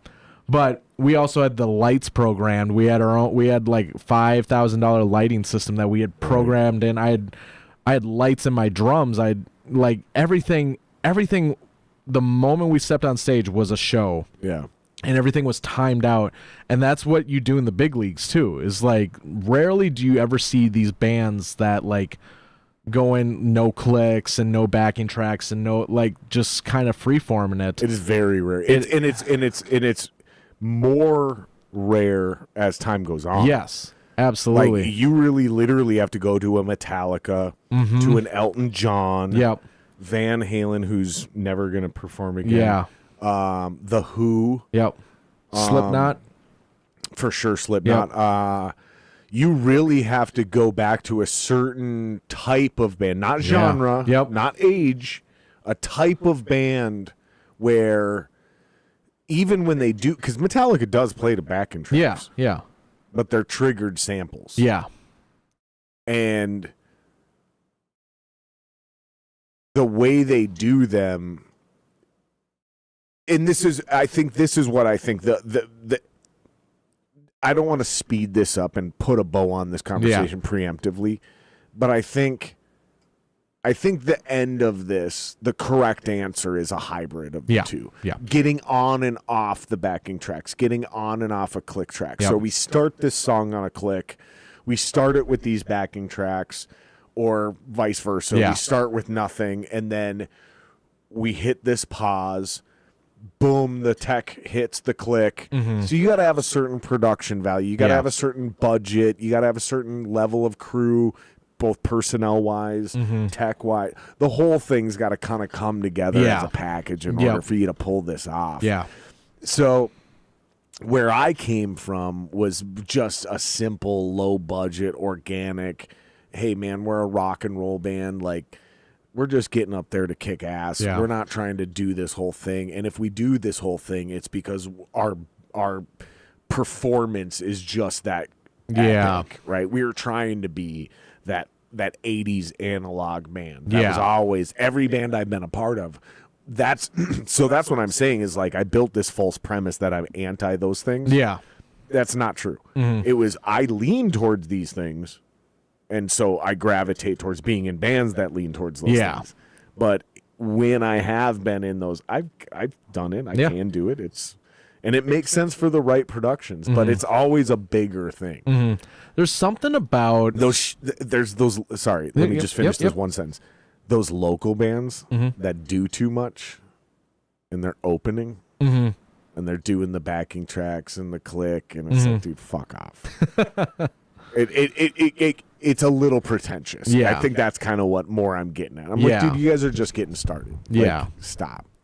You're not able to fake it till you make it. Yeah. You're faking it while you fake it. Right. Like, that's what you're doing, because none of your shit's working right. Like, it's obviously orchestrated. Yeah. You don't have a big crew. You don't have lights. You're not bringing in a supplemental PA. You don't sound better. You brought in a laptop. Yeah. And it sounds like shit, dude. Yeah. That's kind of what I'm getting at. Yeah. And I'm doing a shit job of explaining it. But I know what you mean, though. There's different versions. And what you're talking about is the right way. Yeah. If you can pull it off, you can kick some fucking ass. Yeah. Did you remember Dystrophy? Oh, yeah. Love those guys. They were the example of what not to do. Yeah. Because his name is Ari, right? Ari's brain, that rig he had, it never worked. Yeah. I never once saw Dystrophy the way everybody talked about Dystrophy. Yeah. Because his rig never worked. Yeah. It was too much. That's what I'm talking Yeah. about. And that's where I learned to be minimalist, is when I came up, these guys were trying all this new shit and everything was failing. Yeah. And the bands who really crushed, like I remember LTD. Do you remember LTD? Oh, yeah. Bro, I remember seeing them, and they were so good and so tight, and they didn't have any of that bullshit. Yeah. They didn't have any of that bullshit. They were just awesome. Yeah. And I was forever imprinted right there. I was like, that's how you do it. Yeah. Because everybody else keeps fucking up. Yeah. But these guys are flawless every time. Yeah. Tube amps, everything works. They're just good. Yeah. Well rehearsed. Fucking didn't know they played to a click. Yeah. Right. But there's no right way to do this, man. Yeah. Whatever works for your band, whatever works for your genre, whatever works for your sound, Yeah. just do that, man, and lean in, dude, and get good at it. Yeah. Just be just like fucking Chicken Fingers guy. Yeah. Like the Canes guy. Just pick one thing and be better at it than everybody Yep. else. The reason I like that stuff so much, like I'm all about a show. Like I'm all about giving the best show possible. And so when you have things that are just dialed in, like especially like if you're following tracks and you have a click and everything, then that's when you can hammer out like the crazy syncopated lights and pyro and everything. Yep. Like I know this band gets so much hate right now, especially because of the singer, but if you've seen any of the latest live production, Falling in Reverse, dude, that light show and They're a fire Sumerian show. band, right? No, they're Epitaph. Oh, I'm thinking of somebody else. I'm thinking about somebody else. Ronnie Radke. Yeah. Following. Yeah. But dude, that guy's kind of awesome. I kind of like that guy. He talks so much shit. He's like a musician version of Conor McGregor. Right? Yeah, I could definitely see that. But like their show that they have right now has been insane. Like the pyro and the lights and everything.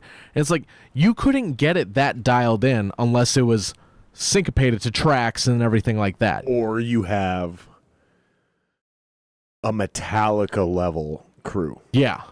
Who they know every part of every song. So even when James decides to extend this interlude 4 extra bars, they're on it. Yep. They're on it. Yep.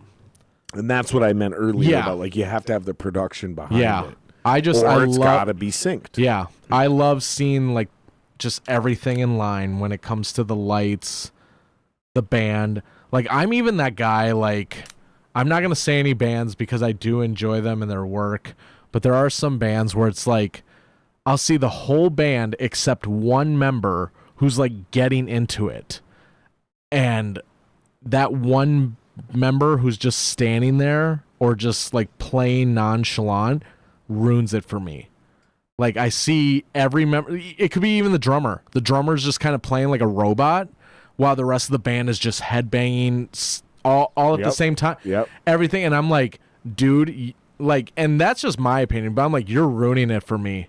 Or if the drummer's going off and the rest of the band is like kind of like being cool and chill and dramatic. I'm like, it's and either like, dude, all of you're you. a distraction back there. Yeah. I learned that we played this show with the Failsafe at Amsterdam over the summer, and I got pictures and videos back, and I was like, oh, I'm a distraction. Because I like had a cowboy hat on, I had an American t-shirt on, like American flag fucking tank top. Sorry. And it was just like, oh, I'm what was that, Will? What? You stood up. I thought you were trying to get my attention. No, I sat back down. I was gone, man. Oh, I thought you were trying to get my attention, bro. Sorry. I thought you were flagging me down. But yeah, I realized, I was like, oh, I'm a distraction. Got to tone that down. So switch to black tank top, get rid of the cowboy hat. We can keep the crazy mustache and the shades because they're prescription, just so everybody knows. I don't try to look like a douchebag, but, you know, bright lights, fucking, and those nerdy-ass glasses. And if I don't do any glasses, then I can't see the crowd. Can't see anything. It's fucking horrible. So I'm like, well, I'll switch to the shades. I look cooler, works with the stash. Baseball cap, it works. I got a decent look, and I'm not a distraction. That was my point where I'm going with that. Because it does work in reverse. Robotic drummer, active band, weird. Obnoxious drummer, chill band, weird. Like, learn how to fuck off, learn how to play your role. Be entertaining, don't be a distraction, don't take away from the lead singer. I lost a gig like that as a jobber. That's one of those 3 that did stop booking me. Or, sorry. That was why there was 3, is because there was a 4th. And I outshined the singer, and they did not like that. I was too animated. That's funny because the exact word was, it was a bit much. And then there was no second opportunity to dial it back. So I learned, oh, this isn't sports. I'm very animated on stage, and I haven't ran into that problem, like where, you know, it's like these country gigs that I'm just like going to town, and I think it was because, like, you know, I wondered, I was like, am I too much? But the crowd got into it, and then at the end of the show, like the best compliment I ever received, we were on tour. I was with this country band. We're opening up for John Michael Montgomery on his farewell tour. I'm like, this is awesome. And somebody came up to me during John Michael Montgomery's set. We're at the merch booth, you know, doing inventory and everything. And somebody comes up to me and they're like, my wife said that she wishes you were her, like, you are her spirit animal. That's hilarious. And I was like, that's the coolest compliment I've ever received. And they were just like, we were so captivated by what you were doing. And then she ended up coming to meet me at the end of the show, and she was just like, you were my favorite part of it's tonight. super obvious you're working at a different tier of the music industry because, like, yeah, when I got it was a bit much. The sentiment in the email, because that's how it happened, by the way. Oh yeah. Email. Oh no. The sentiment was very much like I stole this girl's thunder. Yeah. And too many people were talking about me as a drummer instead of her as a singer. Yeah. And I made her uncomfortable. And the show and the leg of the tour wasn't about her, it was about their great drummer. Because I was Gotcha. on my game back then, dude. I was awesome. And what I mean by I was awesome was I was such a great entertainer, and I had perfectly perfected covering up all my weaknesses. There were certain times where I would come in for the classic fill, you know, where you're cheating it with the fucking kick, snare, that whole thing. The twos and I was and fours, and I was so tired, and I would just literally just blast kick it, Yeah. and then just and just fake it. Yeah. But it sounded so good live. Yeah. No one knew. Yeah. And I'm just exhausted, and I'm Yeah. burnt out, dude, because I was doing this all the time, and I was still trying to do my own thing. And Now, one thing I don't know if this, I would say this has served me. Every gig I've gone into, literally every gig, every, single hire, job hopper, anything. Listen up, guys. Listen to this, because my shit's way outdated. He's way more. You do it now, so listen to him more than you listen to me. My shit's archaic. I take it upon myself after every sound check. Literally, like, I've had shows where it's like I just got to the venue, I just met the band. Yep. And I'm setting up, and we go through sound check, and I literally play sound check. Like, I get my levels first, and once I'm dialed in, then I give like a mini show of what I'm gonna do. At that point, before we even hit stage, I ask them, do you have any notes for me? Do you like how my kit's set up? Do you want me to change outfits? Do you want me to tone it down? Do you have any notes for me? Because I'm here to represent you. Yep, that's great. And then, they'll give me their answer, or a lot of them, they're just like, no, just do your thing, man. Like, we hired you for a reason. And then at the end of the first show, or pretty much every show, I'm like, do you have any notes? That's super, because that's less organized than the guys that hired me. They were like, you show up, you look this way, you behave this way, this is what you're expected. So it's just a lot has changed. A lot has changed. At least at a minimum, we're working with different types of people, because my shit was very like, here's what you do. And again, it was very second class citizen, very like, you're the help. Yeah. It doesn't seem like you've experienced any of that. But at the same time, it's much more open, and it's because my shit was very clear. Like, so it was simple. It was show up, do a job, fucking don't bother anybody, be a professional. Yep. Set up quick, tear down quick. I think the covers were the hardest part. I think it's more or less like I am already anticipating those questions and requests and everything. I also think you're just better than me, so you're dealing with a different level of talent. Because I don't think I was ever as good as a drummer as you are now, and I know that. And that's not me trying to be like humble or anything or kiss your ass. I just was never really that good, but I did a lot of things. My specialty was this. You could call me 3 days before a show. Yep. This is how I got my in. Yeah. You could call me 3 days before a show with an hour-long set, and I could learn it in 3 days. Yep. And show up, because I learned how to cheat music. Yeah. Oh, you're doing this thing, you're doing that. I'll fake your fill here, I'll do this. Yep. I never memorized anything. I built themes, I built cheat sheets and would tape them to my leg. Like there was a bunch of shit I did that for some reason guys that were way more talented than me couldn't figure out how to do. And that's how I got jobs. Yeah, and that's my first time getting one of those, and that's what led me. Keep going, talk to Will. I got to piss again. Yeah. My first job like that. You're not alone. Will's still right there. No, it's all good. What's up? So my first job, my buddy was drummer for a country cover band, and it was like super last minute. He's like, hey, we got a show in 4 days out in South Dakota. Can you learn 60 songs? 60 60 songs in 4 days. And I was like, I think so. Straight up, I'm like, I'm going to try. Because I grew up on country, and I was like, a lot of it's 4/4. I was like, I can make notes as I go. And I went 4 days. I was literally at work with an AirPod in one ear, listening to 15 songs each day on repeat. And that's how I learned the 60 songs. And I went into the show not knowing the band, literally just met them, and I had crazy detailed notes on every single song. I had literally structured out verse 1, chorus 1, verse 2, everything. And that's how I did it. And they ended up telling me, they're like, you played the songs better than our actual guy. And they then started calling me for like every other gig. But that's how it was. And actually the funny thing, I don't believe I've gotten a gig since then, because when I started my YouTube channel, I had a kick drum. My kick drum head has my logo on it. And I asked them, I said, are you okay if I show up to this gig with this kick drum head? If not, I will change it. And they're like, no, it's cool. You can promote yourself. Cool. Well, I did the show, and then they told me, they're like, yeah, we actually got our photos back, and it looked like it wasn't about our band. It looked like it was the Kyle Palma show.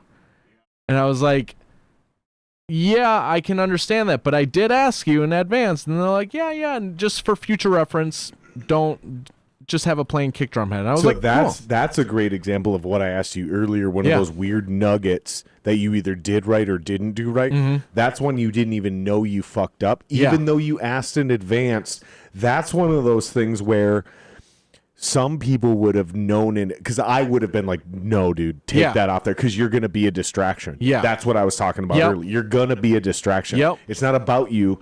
You need to fuck off. You're just the drummer. Yep. And so as your friend, even though you're like, you would have been like, dude, I checked in. They said it's fine. I would have been like, I'm telling you. Yeah. And this is how I talk.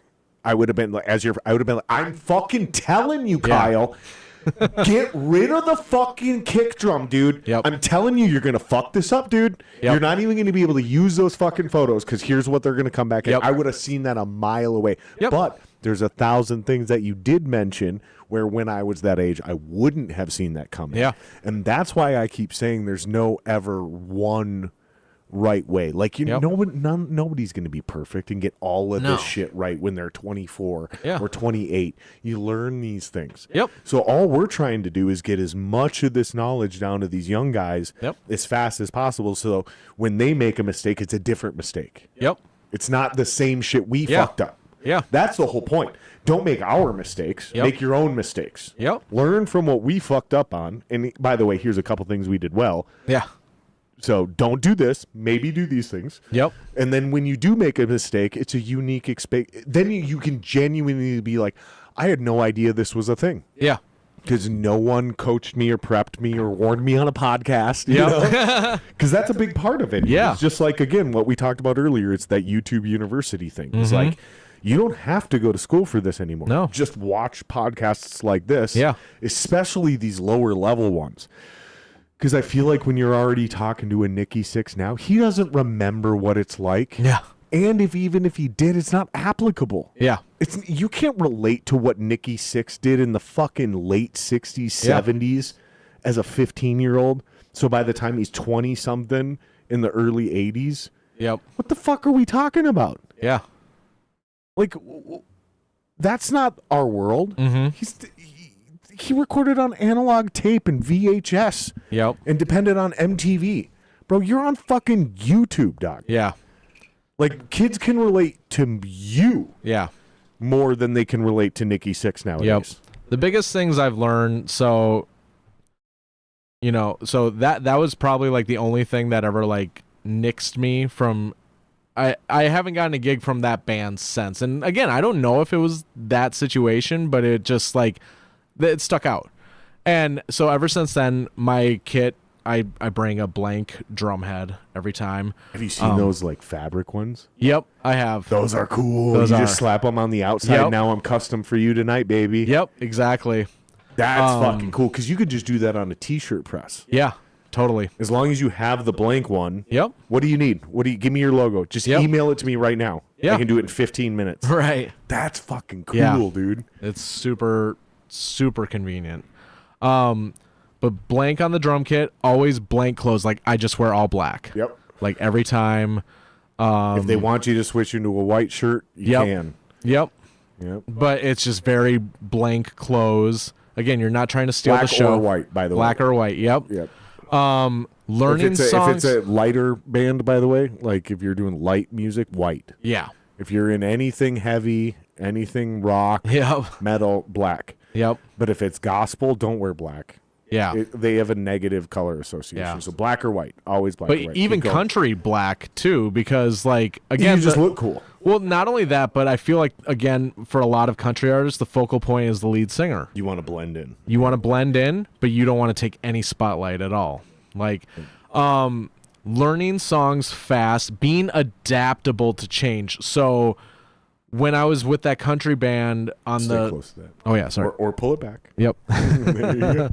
When I was with that country band on the John Michael Montgomery tour, the first night there was one song that we just couldn't get this part, and it was one of the cover songs. There's always one, dude. It was one of the cover songs that we did, and it was called. Is it like a dun, dun, dun, dun, dun? Is it one of those weird little? No. So kind of. So it was "Callin' Baton Rouge" from Garth Brooks. That was the cover song that we did, and Great it was, song, by the way. Yeah, it was at the very end though, following the. That part, and the fiddle player, she's been playing fiddle for 50 plus Is it years. just timing the dun, the is it the She- retardando? Is Yes. it timing the retardando? She did it differently. Which means retard, by the way. Which means to slow down. So when I call you retarded, I mean you're slowing things down. She always played it to this specific live version that Garth Brooks did. And I always played it to the record.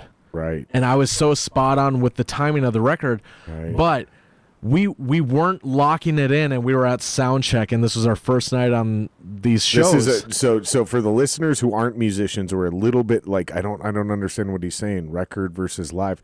So we're talking string instrument versus rhythm section. Mm-hmm. There's a how do we explain this to people that don't understand music in a way that's entertaining as well? The string instruments, especially on a live record, the way they're rehearsing it, they're what we call is swing. So ironically, it's a string instrument, but we're talking about swing, which is like a womp, womp, womp, womp, womp.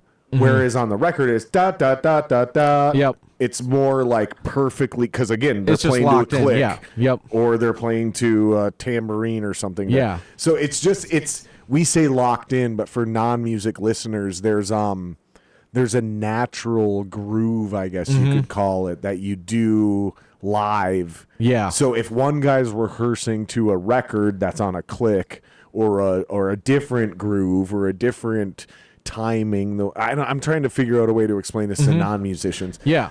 And then the other person is listening to a completely different record, even though it's the exact same part, the exact same notes, that the quote unquote timing is the same, but they drastically slow down the clock, the tempo, as we call it.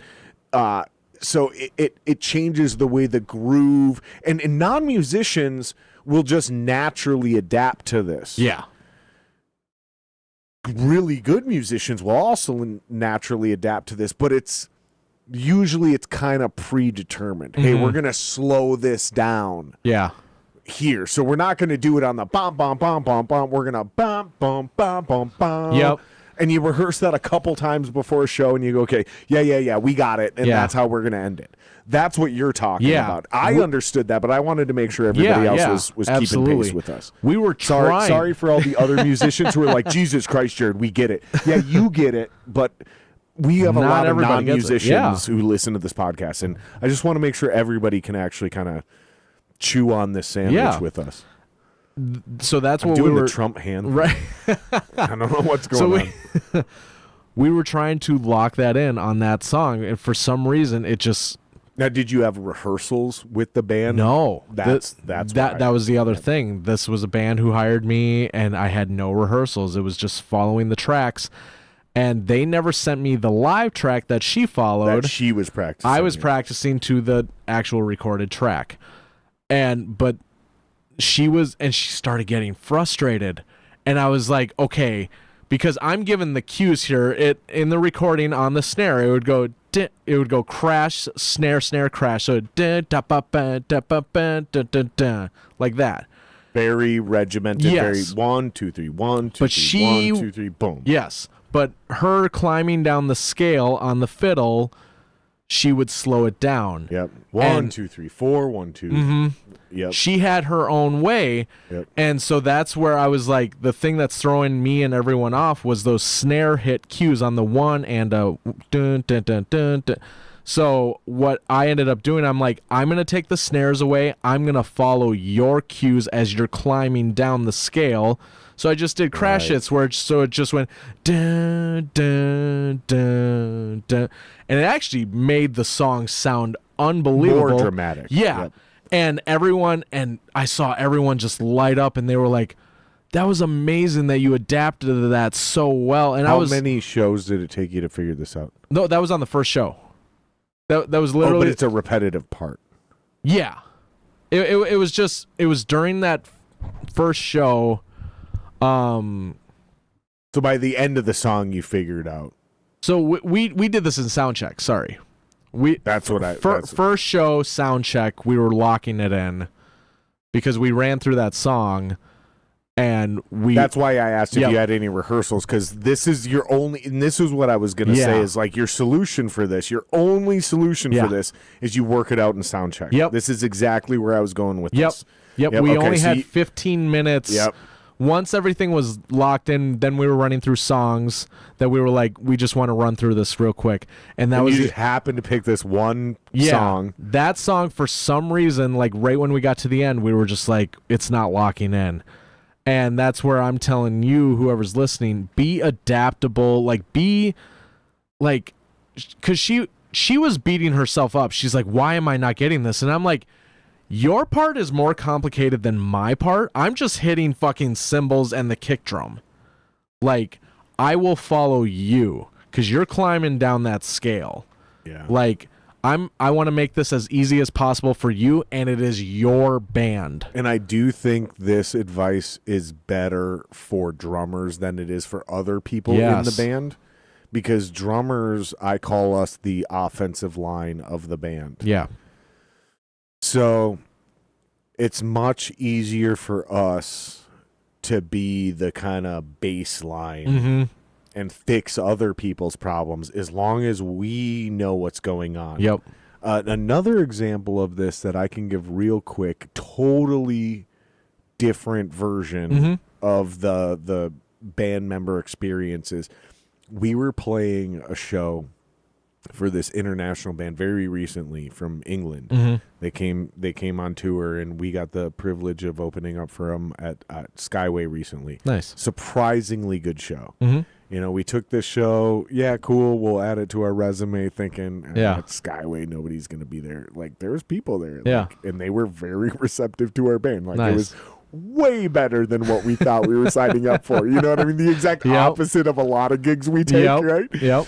It was really everything. Like, I'm smiling ear to ear about the whole thing. Like, and I can't wait to share the news with the band, because there's shit they don't know about the show. Yeah. You know, some of those residual after effects that happen. Yep. So long story short is we start the set, and there is this horrible cutting in and out of, we all have in-ears. Yeah. There is this horrible cutting out of Jeremy's vocals. There's like, his mic is cutting in and out. Yeah. And they switch mics. We play a song, they switch mics, and nothing is getting fixed. Yeah. But I have a big enough audio background, right? Like what we talked about, to where I realize what's happening. I'm hitting my snare drum so hard every time I flam. Yeah. Because we have a couple parts in a couple songs where I flam the snare and hit this motherfucker as hard as I can. Because it's important for the sonic effect of the song. Yeah. But I realize what I'm doing is I'm jumping the gate. I'm jumping the gate of another mic. So Jeremy's vocals or my drums are jumping the gate. Oh, wow. So I just simply stop hitting the snare drum as hard. All of the problems are gone. Immediately the rest of the show goes perfect. I figure this out in real time performing live. Yeah. So this is what you're talking about. Yep. The only reason that is possible is because of that audio background. Yep. And playing an overwhelming amount of live shows. And understanding in real time while I'm trying to play drums, going, we have problems. Yeah. I think I know what it is. Let me see if I can fix it. Yeah. I fixed it. Yeah. And the sound guy was even like, God, I don't know what happened, but it just kind of magically went away. And we talked about it after the show. I was like, no, I figured out what it was. And it was the gate something. Yeah. And I think what it actually was is we didn't have a top down snare mic. Yeah. We had one single bottom up snare mic. Yeah. And the way they made us stage our drums, that bottom snare mic was pointed directly at Jeremy. Oh, gotcha. You see what I'm saying? Yeah. Yeah. So every time I hit that, it opened that gate. For the people who aren't audiophiles, you guys are lost. Yeah. But I think every time I hit that snare drum just hard enough, it opened the gate wide enough because there's enough resonance to keep the gate open. Yeah. Where Jeremy's mic started to come through my snare drum. You see what I'm saying? Yep. Oh, yeah. I think this is because magically when I stopped hitting the snare drum so hard, Yeah. I think the gate was able to shut because there wasn't as much resonance to Yeah. keep the gate open. For You sure. see where I'm going Yep. with this? Oh, yeah.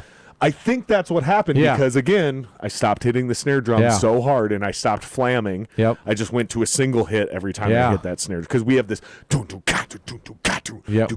and I flam that motherfucker every time. Dude, that live flam sound. Oh, yeah. Rop, rop, it just snaps, dude. It's just, just right there.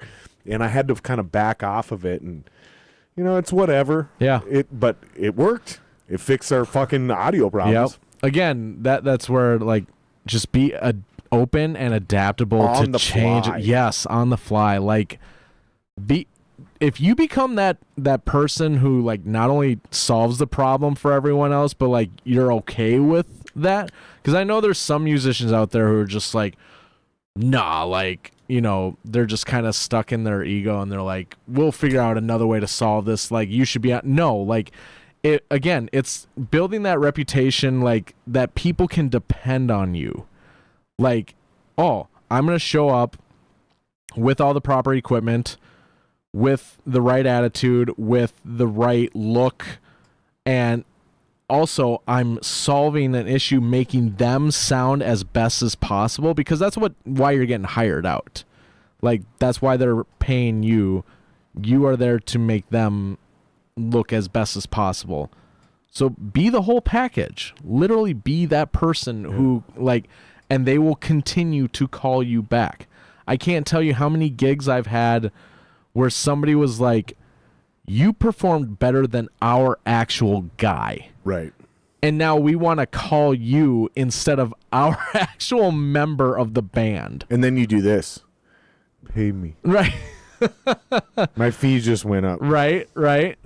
And honestly, over time, as you build that reputation, you can increase your fees because you know what you bring to the table. Yep.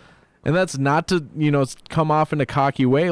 I like to tell people, I've had bands that reach out. They're like, hey, we need you for this show. And I send them my rates and everything. And they're like, oh, we didn't know you charged. And I'm like, this is what I bring to the table. Yeah, I'm a professional drummer. This is what I do. I'm sorry, man. It is what it is. I come with 20. If I like your band, like Wally, right? If I like your band, maybe I'll give you a slight discount. But I still got to get paid. This is what I do for a living, man.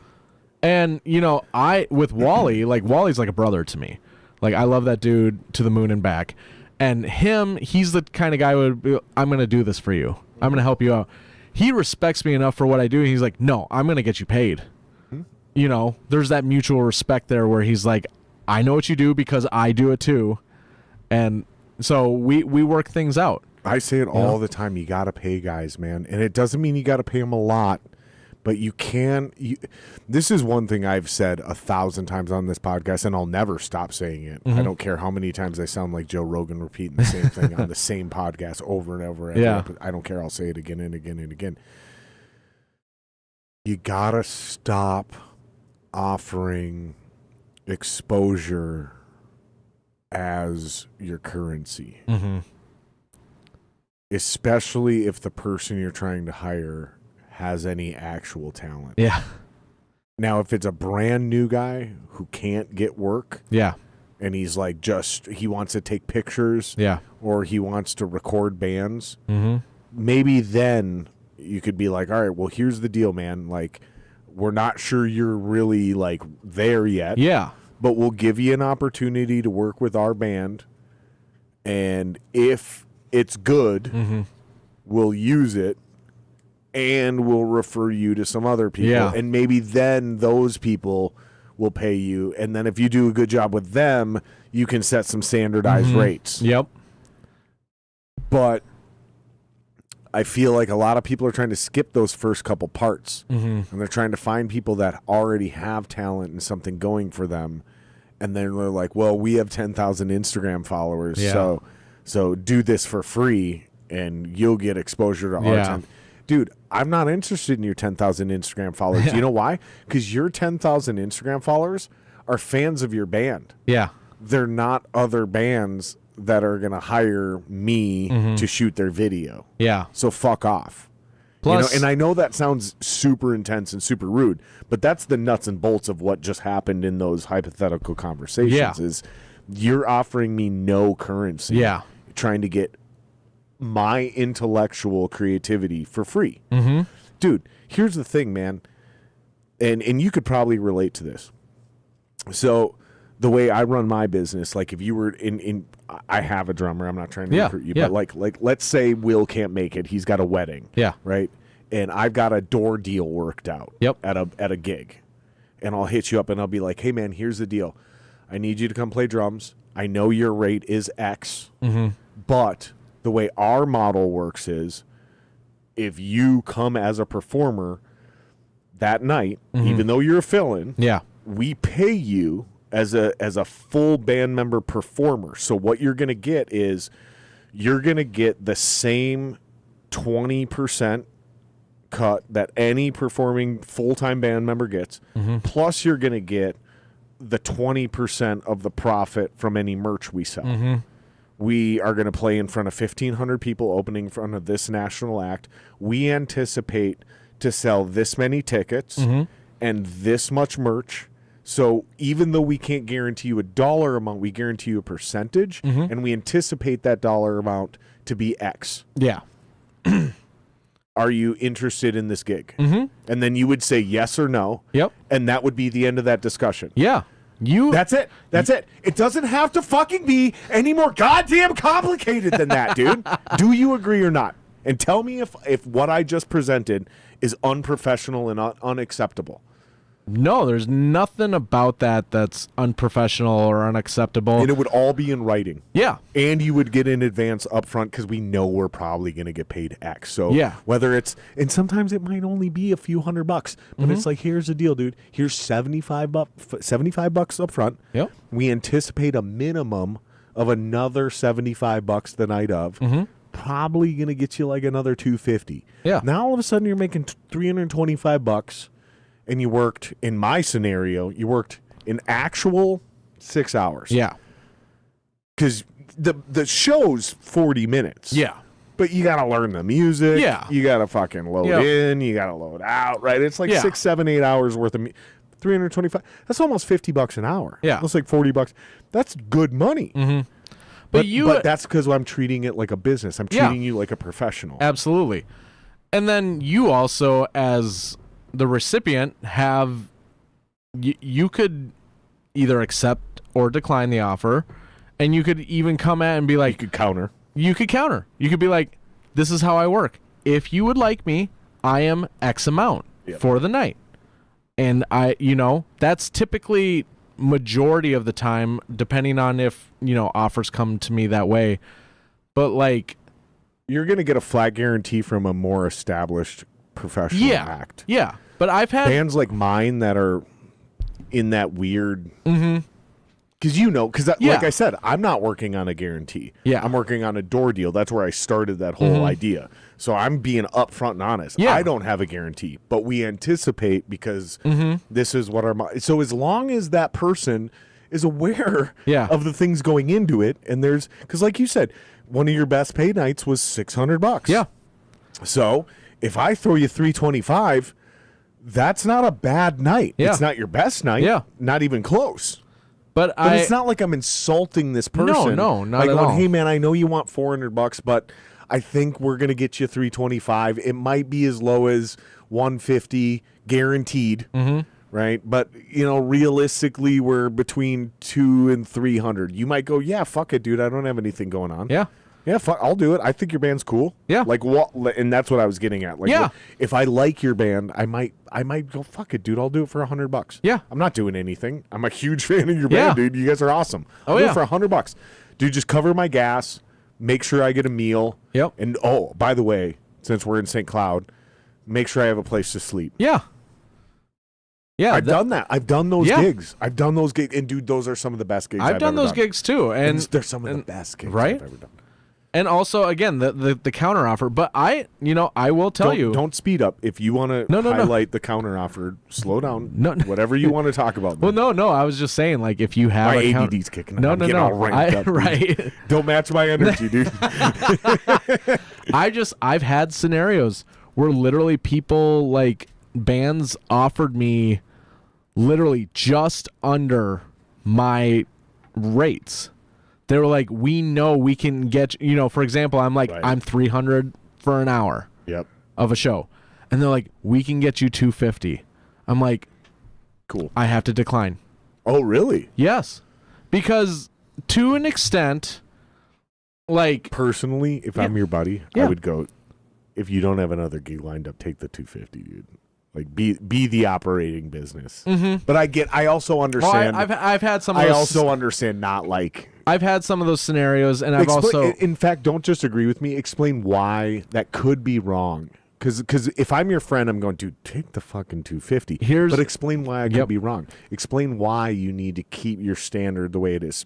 Explain why it makes sense to sacrifice $250 one night, which is a zero sum right there. Right? Here's Explain why. Yep. Explain why. Because I already know the answer, but I want them to hear. It. The reason why is because the moment you start lowering your standard, the next band or artist is going to come in and lower it even more. Yep. And because they're going to get referred, we had this guy, and he normally charges $300, but we got him for $250.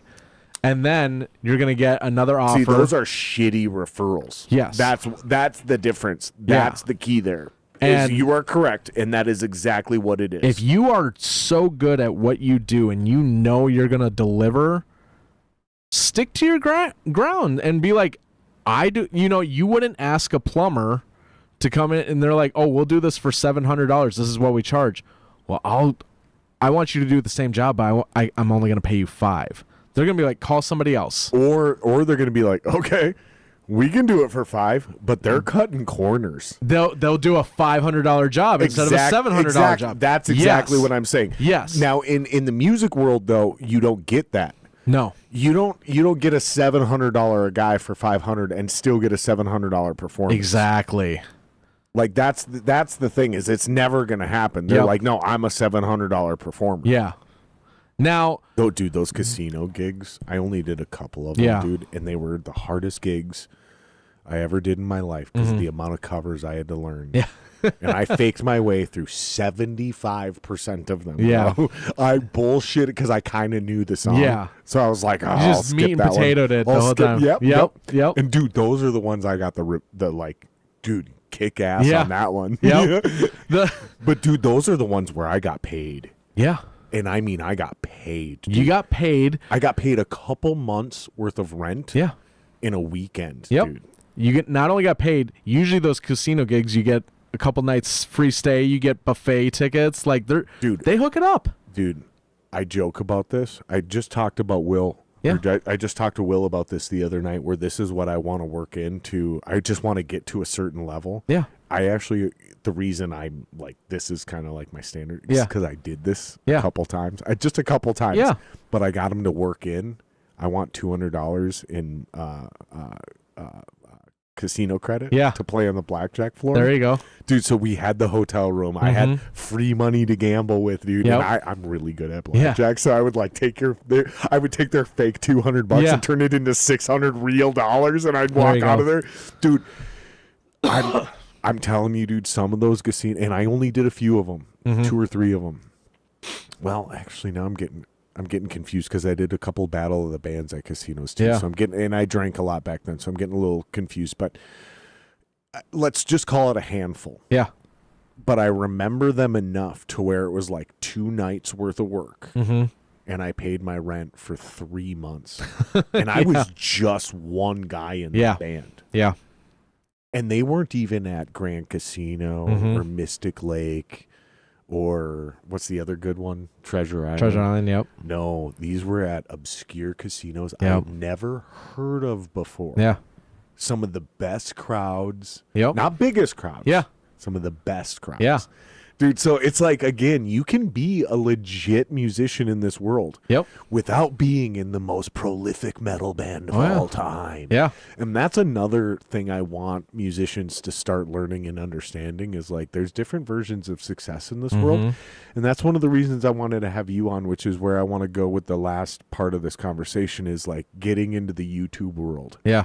Because now you can be a successful musician in the world. Do you know who the Pocket Queen is? Pocket Queen. Will, pull her up. Pull up the Pocket Queen. That's not the chick who's with Rush now, is it? I forget her name. She's so good she might play with Rush, but I'm pretty sure it's not the same girl. This is the Pocket Queen. Oh, I've seen her. Dude, she is exactly what her name says she is. She's the queen of being in the pocket. Yeah. Bro, she has played for some of the biggest bands in the world, and she was just in a movie with the dude who plays Loki. Oh, no way. Yeah. That's like, awesome. You can just do this by being on Instagram now. Yeah. So this is where I want to go with our final Yeah. chapter of our conversation tonight. Yeah. I hope it's not the final conversation we have. I hope you come back on. I'd love to hope come you back. have had Yeah. a great time. Yeah, I did. Talk to me about being a musician on the internet, because I think so. I have this theory that what it takes to be a successful musician in the world today is you have to, what I call it, the tripod. Yeah. So you have to have some sort of internet presence, which you have. Yep. Okay. You should have some version of a solo project, because what I mean by being a professional is some version of a live performer. Yeah. Right. So like everybody, let me start over. Sorry. You want to be the drummer for a band. Yeah. Firefight. Yeah. Okay. Cool. Okay. So you're the drummer for Firefight. Got it. Awesome. But what if Firefight breaks up? Your career just comes screeching to a halt. Yeah. Unless you can join a band equally as successful or better than Firefight. The odds not in your favor. Okay, so your one backup is a solo project. Yeah. So let's say, because where you're at is not 100% applicable, where you've been at is applicable. So let's say we're in Dying Euphoria together. Yeah. Right? Fucking Joe and Jeremy disappear to Texas. And I'm the bass player. Yeah. Right? And you're the drummer. And we're like, well, what the fuck, dude? We got this tour booked. Yeah. Guess what happens? We call that guy and we go, well, we have this other project. We'll just fill the dates. Boom. Done. Yeah. Okay. So we have our main deal, Dying Euphoria, in our fake scenario. But you or me, either one, has a solo project. Yeah. Okay. And then the third part of this tripod is you have to have some sort of online presence, which is what you exactly do, which is what Mike from The Art of Guitar does, which is what the Pocket Queen does. Yeah. Okay. So now you have this tripod. You have 3 pillars that will hold you stable. Yeah. To where if anyone gives out, you still have 2 legs to stand on. Yep. And that's why it's 3. Yeah. Because you still have 2 legs to stand on, even if one gives out. It really takes 2 things to fail at the same time for your career to now fail. So I think you're already doing this thing, right? So you have your job, which is you're not the drummer of Firefight anymore. No. You're a jobber. Yeah. Hey, hire me. Hire me, motherfucker. Okay, that's one deal. But then you have your YouTube channel. And since you did the Firefight thing, you probably also have some version of a solo project, some sort of original thing you're doing secretly on the side. So when you want to or need to, you can go out and play a couple gigs. Am I fucking wrong? No. I don't know you before tonight. Have we ever met? No. I have described your career to a perfect T. Without ever meeting you, without ever questioning you, without ever interviewing you about this. I put this together from interviewing and looking at everybody else. And you're perfectly, and you've probably never watched my podcast until you knew you were coming on. Maybe you watched a couple. Right? So it's not like you sat here and like modeled your career after Jared Singer's strategy. Right. But you're the perfect walking example. So is Mike from The Art of Guitar. This is the world we live in now. Logan Stahlecker doing a similar thing. I've been in his ear for about 2, 3, 4 years now. Same thing. I'm not the person who convinced him to move to Nashville, but I'm one of many people in his ear where I was like, listen to me, dude. I think you're going to waste your entire life in this town. You're talented enough. You have to move to Nashville. But then I also told him, don't neglect that fucking YouTube channel. Don't neglect your Instagram. Make sure you're doing the fucking play. And sure shit, he started doing them. Because even he gets it. So he's got his jobber thing and fucking, then he's got Stormbreaker. And now he's going to start building his fucking online following. So tell me how you came to a similar conclusion, and tell us how not only is it successful, but tell us how it can benefit other people, even if they're not already this far into their career, even if they're just starting.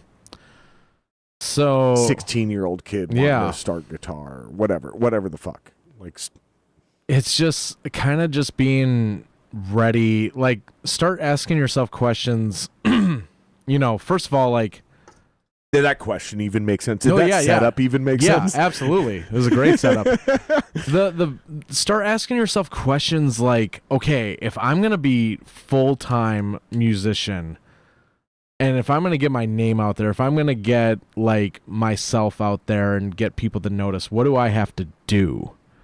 And we are in a time now where social media being everything. 10, 20 years ago, it wasn't as big as what it is now. And so I actually was originally going to move to Nashville. And because I just kept thinking, like, that's what I have to do. That's what everybody Nashville does. or LA. Yeah. But now I ended up having a heart-to-heart talk with my buddy Valentino. He drums for Of Mice and Men. And great band name. Yeah. Fucking great band name. Seriously. Awesome band. Seriously, but great band name. Yeah. Oh, yeah. Going back to what we were talking about earlier. Great name. Fuck, man. Great band. Immediate association, memorable. Designable. Like you can make a logo with that, throw a little mouse at the end. Well, their logo is that ampersand. That's all it is. There you go. Mice but the ampersand is a mouse. Yeah. No, it's not a mouse. It's just if you look up their logo, it's big, like how they've structured. You see that ampersand, and you're like, that's Of Mice and Men. They missed the boat there. Right. It should be Of Mice ampersand, but that ampersand should be a mouse. and men. I'll see if I can bring it up too. You let them But- know. right, You right, let them know. right. The big wigs have chimed in now. Um, The know-it-alls have Right. spoken up. right. We'll get these. Yeah. We'll get these boys up to Right. speed someday. So we were having a heart-to-heart one night after I went to Chicago. They were on tour with Architects, and I was just hanging out with them the whole night. And him and I were just opening up, and he told me, he's like, "What are your plans?" And I said, "I think I'm gonna move to Nashville." And he's like, "Yeah, that's good." And he's like, "Why though?" And I'm like, "Because everybody does. Like anybody who's trying to get a gig does." And he's like, "Yeah, that's a good point." But he's like, "You already have a social media and you have a following." Right. Yeah. And he's like, "Dude, nowadays you don't have to go to Nashville." correct. That's what I started preaching on the podcast. Yeah. That's what I started with 5 years ago. Yeah. However, when it came to Stahlecker, I was like, but you Yeah. need to go to Nashville. Yeah. Because this town cannot employ you. Yep. You have to go to. But drummers, singers, you don't have Honestly, to do it no, anymore. you can just don't. do the YouTube thing, man. Yeah. You Like, really can, dude. That's how but how Stahlecker had to go to Nashville. Stahlecker was going to starve to death in Minneapolis. Yeah. Let's just be honest. He is well, the I don't think he was exception of pushing, exceptions. Yeah. I don't think he was pushing enough online. And I was telling him, I'm like, dude, do cover videos. Get yourself out there. The difference is, though, the online thing for Stahlecker, that's the smallest leg of his tripod. That's the difference. yeah. Right? Like, Yeah. that's his thing is, no, dude, like, I'm a really great lead guitar player Yeah. on stage. Yep. Like, I blow minds on. He didn't say this. Yeah. But he knows this. Oh, yeah. He's the most humble guy of all time. He's But- insane. But Logan Stahlecker is one of the best live lead guitar Yeah. players I've ever seen in my entire Yeah. life. And he was that good 5 years ago when Yeah. he couldn't drink legally at the club. Right. You know what I mean? Yeah. Like so he's already Oh, yeah. 5 years better now. Dude, I toured Europe with him, and it was insane. Did you really? Well, yeah. That, like I said, he called me up for the Hurricane Alice gig, Oh, yeah, Yeah. you did say that. Yep. Yeah. and like, Yeah, we sidestepped that because Yeah. I'm going to share that story. Yeah, you're yeah. right. You're right. But You- we were hanging out the whole time, and I love that dude to death. He's a brother of mine. Like, and you're absolutely right. He is a live lead guitarist, so he needs to get out in front of people, Yeah. and so honestly, the kid here, Will, yeah. a couple years younger, Mm-hmm. drummer, Yeah. really good, way better drummer than me. Yeah. Do you remember Revenant Soul? Oh yeah. Dude, if Revenant Soul was still going right Yeah. now, and I actually hit up Joe. Yeah. I don't think Joe likes me anymore for some reason. I don't know what I said or did. This happens all the time. Yeah. Every so many months or so many years, I say or do something. It comes across the wrong way. It doesn't land. I tried Yeah. to be funny. I made an off comment. Somebody takes it the wrong way, and they're like, fuck that guy. And I'm Yeah. like, dude, grow up, dude. Yeah. Seriously, you guys. And this is what's funny to me is they go, Jared, sometimes you say things and, it just really rubs people the wrong way. And I go, yeah, I get it. Okay, I'll get better at it. But, like, if you're that easily wavered, you're too sensitive to be in the music industry. Yeah. Like, if that's all it takes to fuck your whole thing up, Yeah. fuck you, man. Yeah. Like, yeah, I fucked up, but fuck you. Yeah. Like, you need to get over your shit. I fucked up. My behavior was unacceptable. I can fix that. But your ego is, how insecure are you? I'm not saying that's what happened with Joe. Yeah. I'm not saying that's what happened. But for some reason, Joe's just, like, ignoring me. Yeah. Maybe it's because he's over the music. I don't know. Mm-hmm. Maybe I'm being sensitive and I'm taking it too personally. All I know is I text messaged him and I was like, listen, man, I don't know if you're thinking about ever doing the Revenant Soul thing again. But if you are, I think I got the kid for you. Yeah. And that kid right behind that fucking console right there, he would be a great drummer That's for awesome. Revenant Soul. And honestly, I think we got to get him down to Nashville within the next 2 to 3 Yeah. years. He's still got a lot to learn. We got to round his edges off before we send him down there. Otherwise, it's thrown to the wolves times 10. Yeah. Right. Because he didn't have the formal education. He doesn't have the experience, But but he's got the talent. So we just got to get him there. Maybe I'll I don't know if you're open to this. I probably shouldn't ask you on the podcast, but I've been joking with him that he's such a good drum tech that I'm like, okay, your next phase is either you're going to start doing music or you have to start teching for somebody bigger than me. Yeah. Because, like, I'm starting to cap out on what I can teach you and show you. Yeah. Like, I only have so many opportunities in front of me as far as, like, hey, we're opening for this big national band. Come tech so you can see how they do things. Yeah. You know, that kind of shit. Yep. So maybe I fucking pass them on to you, dude, if you need a fucking tech, dude. Yeah, 'Cause absolutely. He's very, very fucking good, dude. And I've really fucking... I don't want to make it sound like I'm, like, hard on him. I think I'm actually pretty gentle with Will, but... I've not taken it easy on him. Well, and I know a number of techs too. So if you wanted to learn from the best, like my buddy David, he techs for Disturbed. Like, it doesn't get any better than that. That dude knows his shit. The kid deserves the opportunity. Oh, for sure. He definitely does. He's a good kid. Absolutely. And we got to get him the fuck out of here, because that's my big thing. Is like, dude, if you got talent, we got to fucking do something with it. Yeah. I'm sick of. This is again where I started the podcast way back in the day. One of the big themes to my podcast in the early days was almost everybody I've ever been around is more talented than me. Yeah. And I've had way more success than them because of X, Y, and Z. Make up the answer. Yeah. So talent is never enough. Yeah. In this industry. It's just not. I'm sorry. Like, dude, there's some of the most famous musicians in the world can't hold a candle to some crackhead in Fridley. Yep. Who will run circles around Eric Clapton. He's a crackhead. Yeah. You know what I mean? Like, exactly. Like, that's it. That's his whole career. He's a crackhead. That's it. It ended right there. Yeah. But he's way better than the best musician you've ever met. And he's in Fridley. Yeah. His name's John. His name's John Smith. He's just an asshole. Right. He's just some random dude you've never met before, and he runs circles around the best guitar players in the world. Yeah. That was a big theme. Yeah. Starting off. How many times have you outcompeted somebody who is better than you, but you're just more professional or more disciplined or more complete? How many times have you actually experienced that personally? Because I bet it's a lot. Even though you're very talented. There's been a good amount of that. Because there's always somebody better. Right? Yeah. There's been a good amount of that. And there's also been a good amount of the latter, like where I was better than somebody else. And they got the Like, and it was just like, because they what? had a vibe. They had a personality. They were the LA guy. I've heard that one a lot. Dude, I've heard that one so much.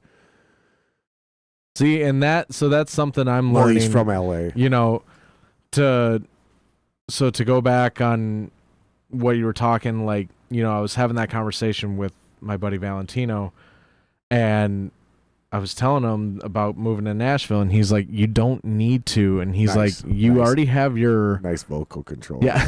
I was like, you heard it. Yep, you heard it. I heard it. Yep. Good job. And see, adapting on the fly. Yep, that's right. I learned fast. My man. My nigga. He said it, not me. I'm also an eighth black. I can make that joke, motherfuckers.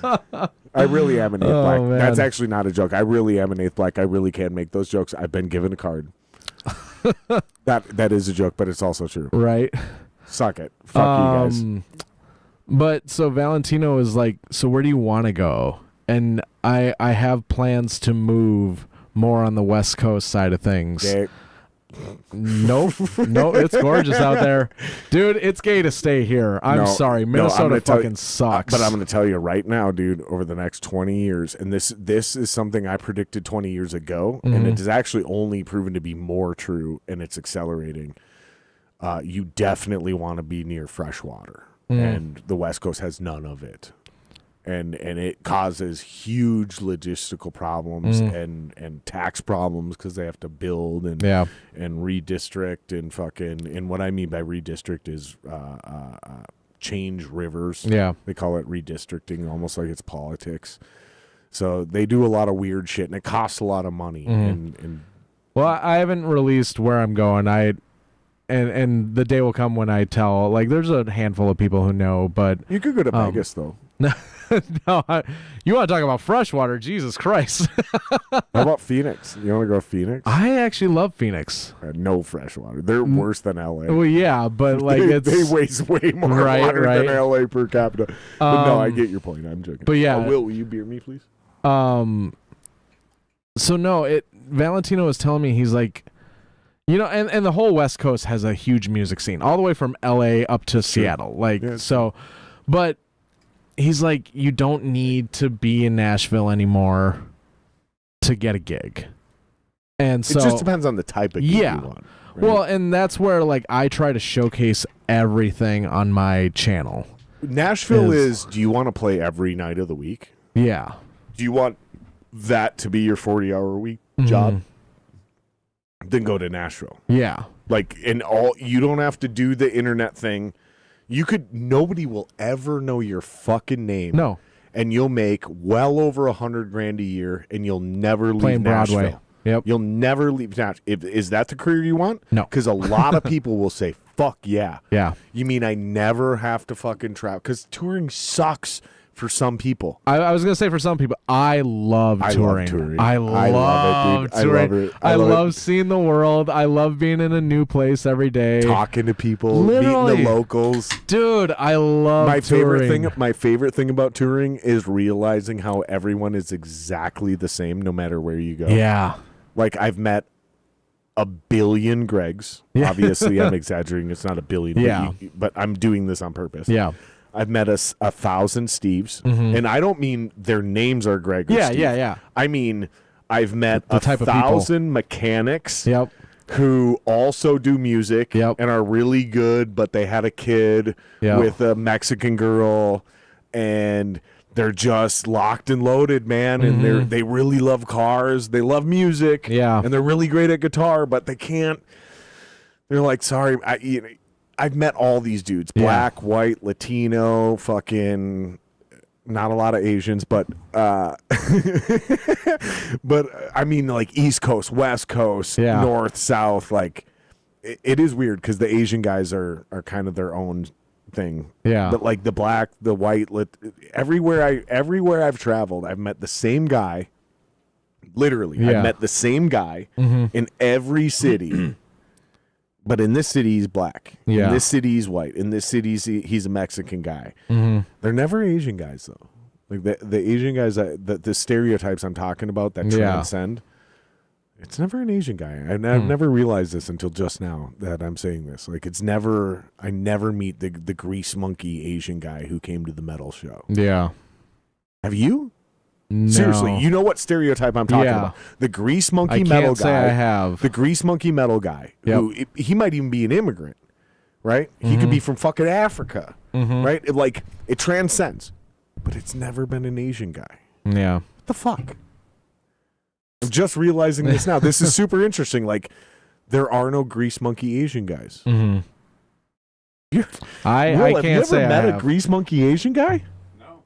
Because I've met every grease monkey I ever grew up was obviously white, but then working in the industry, I've met 1,000 grease monkey black dudes and 1,000 grease monkey Latino dudes from every country in Latin America. Yeah. But I don't think I've ever seen in my life a grease monkey Asian guy. Just a dirty blue collar fucking tobacco chewing, beer drinking son of a you know what I'm talking about. Everybody knows who I'm talking about, right? Like, just a fucking piss and vinegar son of a bitch. I've never met an Asian version of that. I don't recall. Holy fuck, dude.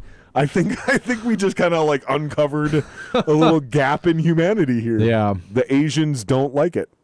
They work on cars. They build cars, but they're not like what we're talking about. Like the fucking almost like because we're white, we'll say it, trailer trash. You know what I'm talking about? I know what you're talking about. Real fucking piss and vinegar guys. Like how Shane Gillis jokes about the guys from Pennsylvania in the coal mine choking people during World War II. Yeah, I killed him. I fucking choked him to death. It wasn't something I wanted to do, but it happened. Right.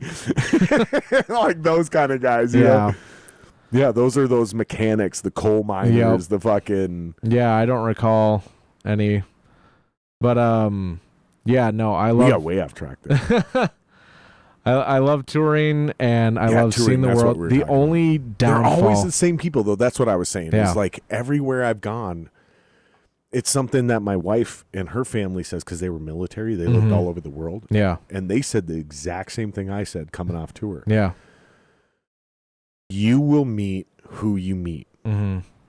And it's always going to be the same people. So you're going to meet assholes. You're going to meet really great people. You're going to meet generous people. You're going to meet thieves. Yep. And that's what I've always experienced. And it's always at the same ratio. Yeah. You know, like really good people that are genuinely worth building bonds with and friendships. Rare. Yeah. Super hard to find. A lot of con artists. A lot of people trying to get something. You know, and sometimes you don't even have to be famous. Yeah. It's another thing we talk about on the podcast a lot. You go to these towns, you do these tours, no one knows who you are, but they know you're something. Yeah. Oh, you're special tonight. Yeah. And they want to get backstage. And it's like, dude, like, what are you doing? But they just want to be seen. They just need to be in the area of something that's happening. It doesn't matter where you go. Those people will always exist. Yeah. What are some of the greatest examples of that you've experienced? And did you even answer my first question, or did I cut you off and start ranting? No, we haven't really. I haven't fully answered the question. But it was, just kind of like talking to all elements of like, asking yourself the right questions on like, how can I do this full time? Like, so I've started, like, I have my past projects, but I get hired out for all these gigs. I have the social media, and then actually I've been working on, because how like there's artists who do, cover gigs and solo gigs and things like that. And it's either they play guitar and sing or they play piano and sing. Sure. And originally I was starting to learn piano because I was like, I need to start doing my own thing. And it was taking a lot longer to learn the piano than I thought it would. And so I started asking pretty much everyone. I was like, what would you do if you went to like, a venue and you saw that somebody was doing a cover gig, but they were on drums and singing with backing tracks? And everyone I've talked to, they're like, that sounds awesome, actually. I haven't seen it done. And so that's what I'm working on, is like to start doing my own shows. Like I'd play on an electronic kit because then I can control the volume and things like that. But then also it's like if I play some 80s tunes, I could put on an 80s kit, things like that. But it's like real easy. Yeah. But it's like I already know so many songs and I can play and sing. That's your solo That's my project solo version thing. of the tripod idea. Yep. Right?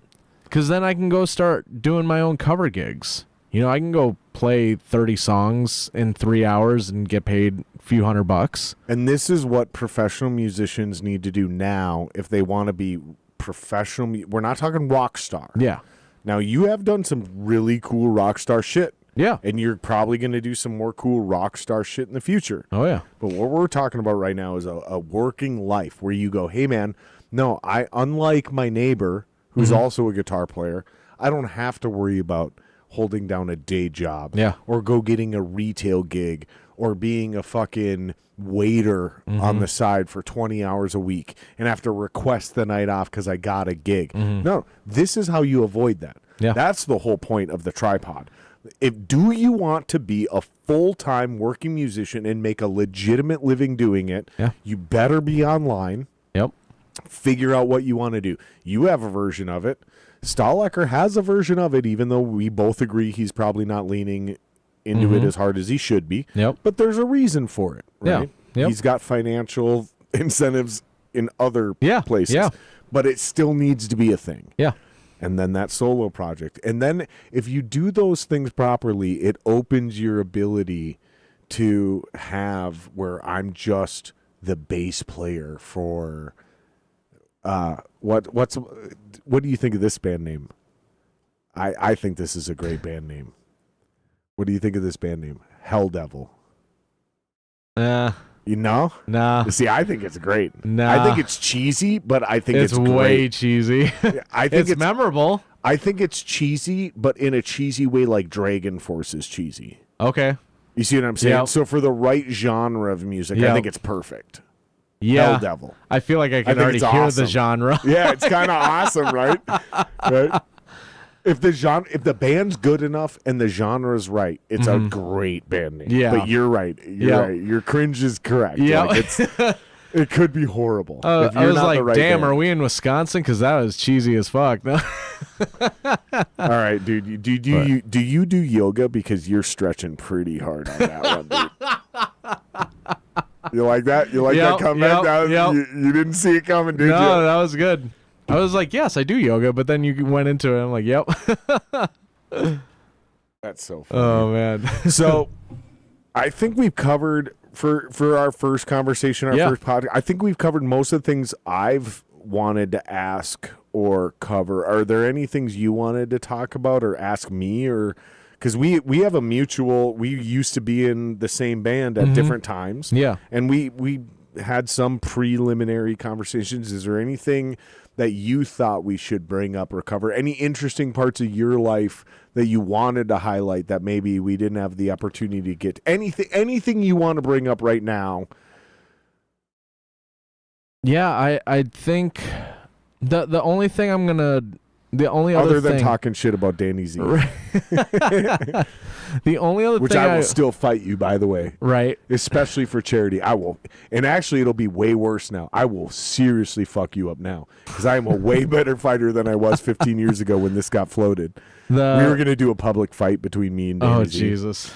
It was going to be at Roberts. You remember Roberts? Oh yeah. Yeah, we were going to set up a ring. Oh I God. was going to fuck him up. And then I was like, oh, I can't do this. I Yeah. can't. I can't. I'm feeling too like murdery. Yeah. And I Yep. was like, I don't like this. This is toxic. Like Yeah. I'm licking a 9-volt battery. Right. And this isn't good. As time has gone on, Right. that 9-volt battery has died, baby. Right, right. And I will harm that man. You're just like if the Let's movie do it for charity. Let's do it for charity. Right. The only other thing I wanted to mention to people, Yeah, what's important to you? this is the biggest thing I've learned, and I've like tried telling people, and they sometimes don't want to listen, and it keeps coming back and biting them in the ass. Do everything you can to learn things yourself, because I've had so many instances, even building my YouTube channel, where like I'm gonna hire the right audio. Now I have the right people in place now, but I've had to learn how to edit audio. I've had to learn how to edit video. I've had to learn marketing. I've had to learn how to run Photoshop. I've had to learn how to become a graphic designer. I've learned so many things in place because other people that we were paying and depending on either wouldn't follow the timeline we needed, or they just wouldn't do the job or do the job right. Yeah, they couldn't execute your vision. Literally. And Like, dude, this is what I want you to do. And then they Literally. do something slightly adjacent. I to even it. had an audio guy when I started the YouTube thing where they were like, I literally paid them the money and all they had to do was record the drums and then get the tones that I wanted. And instead they came in and they're like, well, actually, I like these tones. Okay, well, I'm not paying you for your tones. I'm paying you to do the tones I want. Yeah. Or, Like- or even more direct. I'm not paying you for your opinion. Yeah. I'm paying you for your time Yeah. to do a job I don't fucking want to do. Yeah. This is, again, why people think I'm a dick, because I will say shit like this. Yeah. Be like, no. I hired you to do a job. I didn't hire you to talk. Yeah. Now, I don't literally talk to Yeah, people like yeah. that, but that's the sentiment. Like, shut the fuck up and do your goddamn Yeah. job. I could hire my friend for free Yeah. to do what you're doing. Yeah. I hired you because I don't want to hear anybody argue with me. Mm-hmm. Because if I wanted to argue about what tones are best, I would do it my fucking self, Yeah. or I would hire my buddy who just graduated college, Yeah. and he is a fan Yeah. of music, right? Or a fan of podcasts. Yeah. But I hired you and I paid you fucking money because this is what I wanted executed, and I wanted it done quickly and seamlessly without any goddamn frustration. And I it totally understand what you're talking about. It got to a point where I was like, because I was always told that everyone's like, you need to be for drum content. A lot of people you'll hear people that are like, oh, you need to release content every single day. A lot of music content, they say every other day. That way it gives time to, let people to get a chance to view it. Now, so I typically would release 3 videos a week.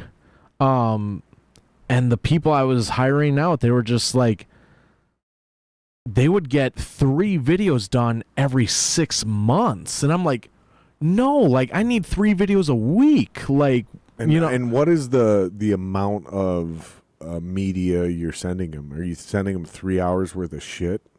So are you sending them an hour worth of shit? I would. What are you asking them to edit it down to? So at first it was the full length videos, which is how long? Well, every song it'd be anywhere between 2.5 to 5 minutes. Okay, so depending. Yeah, I'm just doing covers. And then what are you asking them to edit that down to? At first, it was just the full videos, but I wanted it color graded. I wanted it sounding good. Everything I totally like that. misunderstood what you're saying. Yeah. Sorry for. Now I have it down to where it's like, I will release a reel, like 30 seconds to a minute long. Right, that's what I was. I would release one of those on Monday and one on Wednesday, and then a full-length video on Friday. Right. And I felt that was a good formula, and I still like that formula. Sure. Because nowadays, people only care about the reels. Like, I just did a reel for I Prevail's Violent Nature $10,000 giveaway, which they loved. They shared it. I'm in the top running for winning that contest.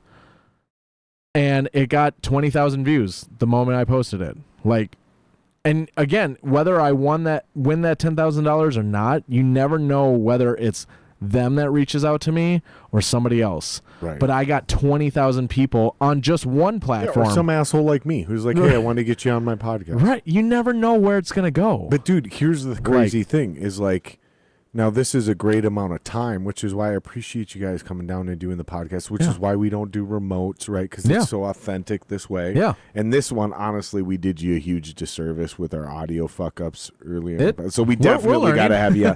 Well, we're not learning. We know better. But we'll get you back on. Yeah. We'll do another one. Yeah, but for sure. Regardless, there's somebody is going to see this. Yeah. And I'm not saying somebody's going to reach out and be like, hey, I saw you on that Jared Singer podcast. Thought you were real great. Wanted to book you for a big-time gig, $10,000. That's not what I'm saying. Yeah. And I think you know where I'm going with this. But for the listeners who go, oh, well, why would you? Well, here's the thing. Somebody will see this, and your name is in their subconscious now. Mm-hmm. But then what's going to happen is the algorithm is going to throw your next YouTube video into their algorithm. Mm-hmm. And then Facebook is going to go, oh, this person watches Kyle Palma videos. Yep. Maybe you should follow his page. Yeah. And suddenly you go, you know what? I do. Yeah, fuck it. I like this guy. Yeah. I remember him from that podcast. He's pretty cool. Yeah. Because that's the thing people forget about. Yeah. The YouTube content is cute, but these podcasts allow people to understand you. Yeah. And relate to you. And like you. And then this is the part of that tripod. Mm-hmm. Then it becomes irrelevant what band you're in. Mm-hmm. I become a Kyle Palma fan. Yeah. So now I'm into whatever this dude does. Yeah. Especially if you're talented. Especially if I like your creative flair that you put on things. Yeah. Where it's like whatever he does, I'm probably into it. Yeah. So fuck yeah. Yeah. Oh, Kyle Palma's. Wait, hold on. This band is coming through town and he's filling in. Okay, yeah, I will go check out this. This is a real part of the world now. Absolutely. This is why the Pocket Queen is in that movie. Yeah. Because the Pocket Queen has a huge online following. Yeah. So when she shows up in this movie with the dude who played, I can't even remember him. I can't even remember his name. Yeah. I remember her Instagram tag. I don't remember his name. Yeah. He's the main actor in the movie. Yeah. It's called, I remember the name of the movie. It's called The Life of Chuck. Look it up. Pull it up. Okay, yeah. The Life of Chuck. This is the movie. Yeah. Okay. What's his name? Tom Hiddleston? Now I'm remembering his name. Tom Hiddleston. He plays Loki. I remembered her name from Instagram before I remembered his name. Huh. The fact that she was in the movie, Yeah. I saw that on Instagram as part of their promo, and that's what made me go watch that boring ass movie. I'm dead ass serious. So you as a drummer can make me go watch a Hollywood movie. Yep. All you got to do is put out enough internet content, be a good enough musician. Not saying it's easy. Yeah. I'm saying it's simple. Yeah. I'm saying it's simple. Be good. Yep. Put out enough internet content.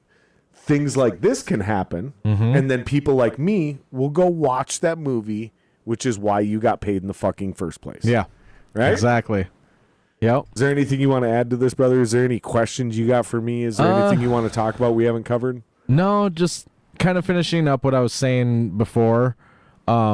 Just learn as much as possible. Do things like, don't be afraid to outsource to people, but like, just become well versed in like as much as Jack of all possible. trades, yeah. Literally, become that person. Specifically in the online world. Yeah, because there are just so many opportunities, and that's where I get to go to people and be like, I'm not just a drummer of 20 years.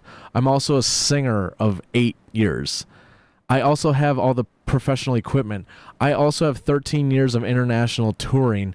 I also video edit, Photoshop whiz, graphic designer, merch design. I also do all these things. I can cut out five of your payroll people and do that all in one job. Yep.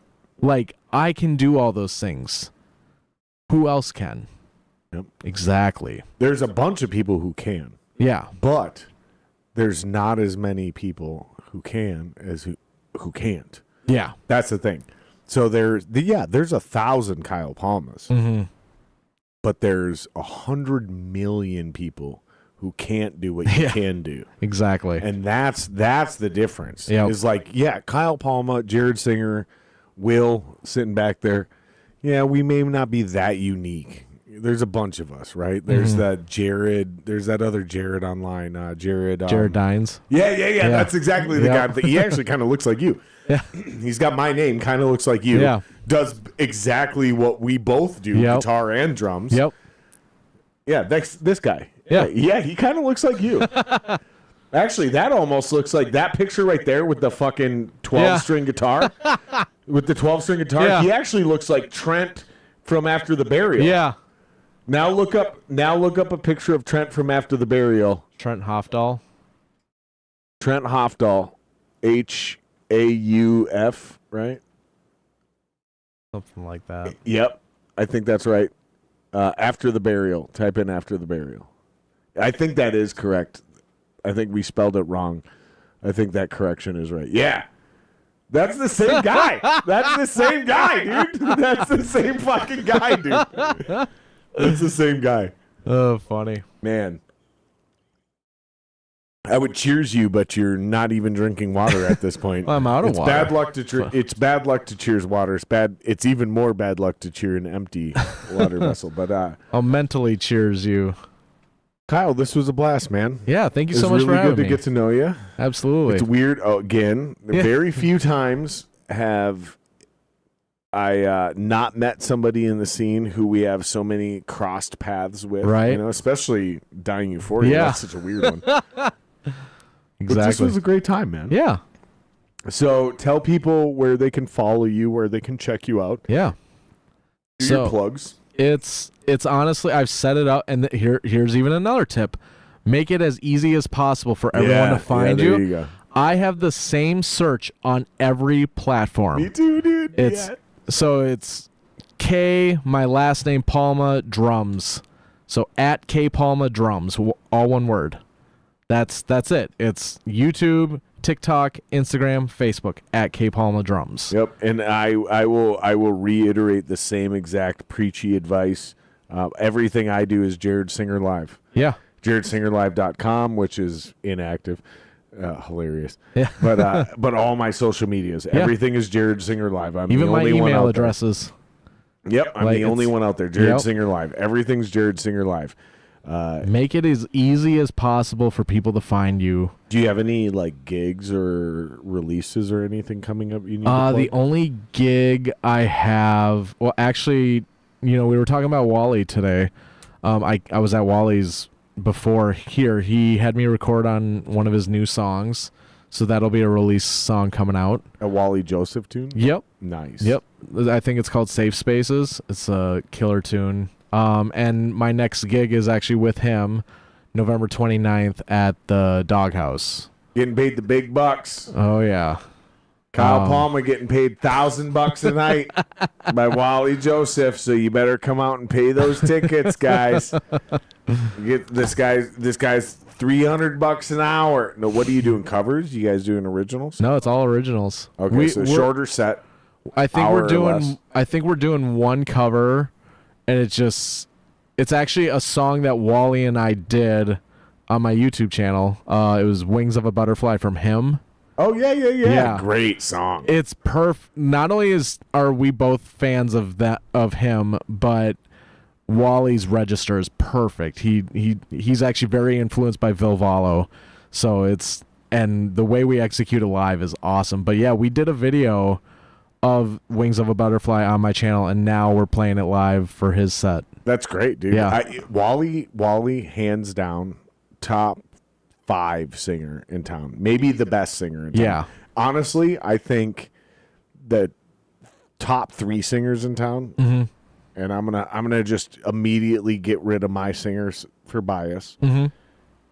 Wally, Aaron Dahl, and his daughter Josie. Yes. Wally's daughter Yes. Josie. Like two are in the same family. Yep. I actually think she might be the best singer in town. She's unbelievable. She's actually And then Aaron Dahl and Wally are Yep. like it's one of those Aaron's 3 for out number of this 1. world from Emergent. Right? Oh yeah. Yep. It's one of those 3 for number 1, and then the other 2 get to Yeah. debate about. You know what I mean? Yep. It's like So yeah. Wally and I have done 2 videos on my YouTube channel. We did Wings of a Butterfly, and then this was my very first lead vocal cover release that I ever did, because people were telling me, they're like, you should do lead vocals. So I did Lady Antebellum's Need You Now with Katie Amaro from Made in Dixie, who I've played with a bunch of times. Oh, very cool. And so we had Wally in as the third harmony on that song. That's on your YouTube? Yep, that's on my YouTube. Dude, let's pull this up. That's how we should end this. Yeah. Do we have But permission? Can absolutely, we play this? absolutely. But also, I wanted to throw out there, I've done 2 covers with Josie on my YouTube as well. No shit. I did a drum vocal cover. We did Machine Gun Kelly's. Oh, you lost me at Machine Gun Kelly. Well, the thing, I did the drums on that song, and she did Halsey's vocals. The Forget Me Too. Yeah, but it's still a Machine Gun I Kelly song, know. so I'm And out. then- I'm out. And then we did a vocal cover, a duo vocal cover. We did Avril Lavigne's what's the song called? I'm drawing a blank on it. Let Me Go. So we did that. I'm serious. I stopped paying attention at Yeah. Machine Gun Kelly. I'm sorry. I just stopped listening at No, Machine no. Gun Kelly. I'm sorry. I have no respect for that guy as a human being. Like, I think that is the greatest. I think Machine Gun Kelly is the greatest example of musical pandering that has ever existed in the music industry. This dude pretended to be a gangster rapper, hired a bunch of black dudes to validate his gangster. Because I'm telling you, as a white dude who lives in the hood, Yeah. and I'm blue collar as fuck, Mm-hmm. the black dudes in the hood respect me for real. Yeah. So I know real respect. Yeah. Then this motherfucker picked a fight with Eminem, got clowned, and left the rap industry. Then tried to do a pop punk thing with a guitar, and every guitar player and musician in the world was like, yeah, fuck that guy. Yeah. No, you don't get to just do our thing. Yeah. Like, this is a lifestyle. We dedicate our lives to this. You don't get to just be us. Fuck you. Yeah. And so now he's doing pop music. Yeah. Like, dude, this is a guy who at one point in time Yep. Bottom left, Will. was being Right there. a gangster rapper and banging Megan Fox. And now he's doing really subpar pop music in a car wash. Yeah. Get out of here, bro. Is this the one with Josie, too? No. So this is the one with Katie and Wally. That's Katie from Made in Dixie.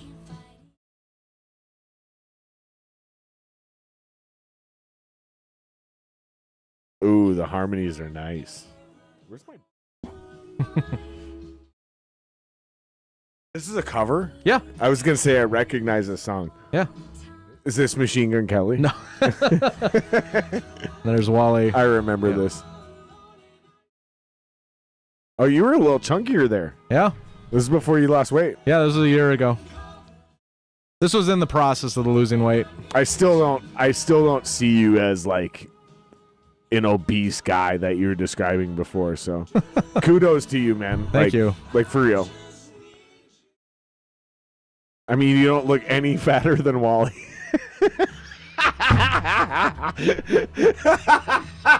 I love you, Wally. Wally's my homie. Wally, you're getting fat. That's what we're saying. Wally, you gotta lose some weight, buddy. I love Wally to death. But Wally, you're getting a little chunky. You do have a nice it's not oh my god, dude, it's been that long since I've been in school. You have a nice oh,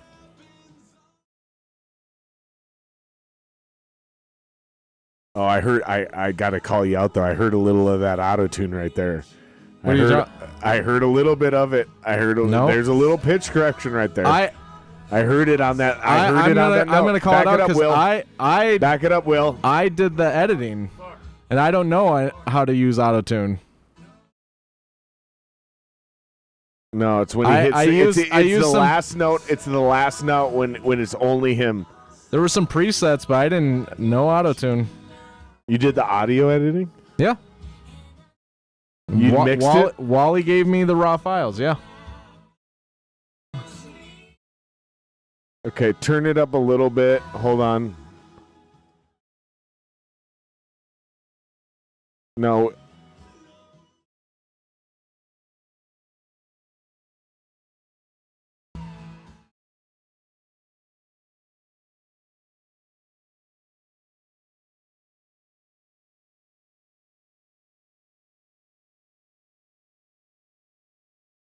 I think we missed it.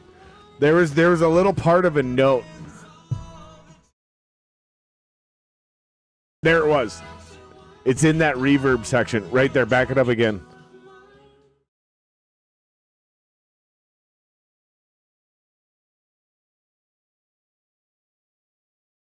Yeah, I hear it at the end of that. Don't bullshit me, Kyle. I'm not bullshitting you, man. I hear it at the end of the vocal line.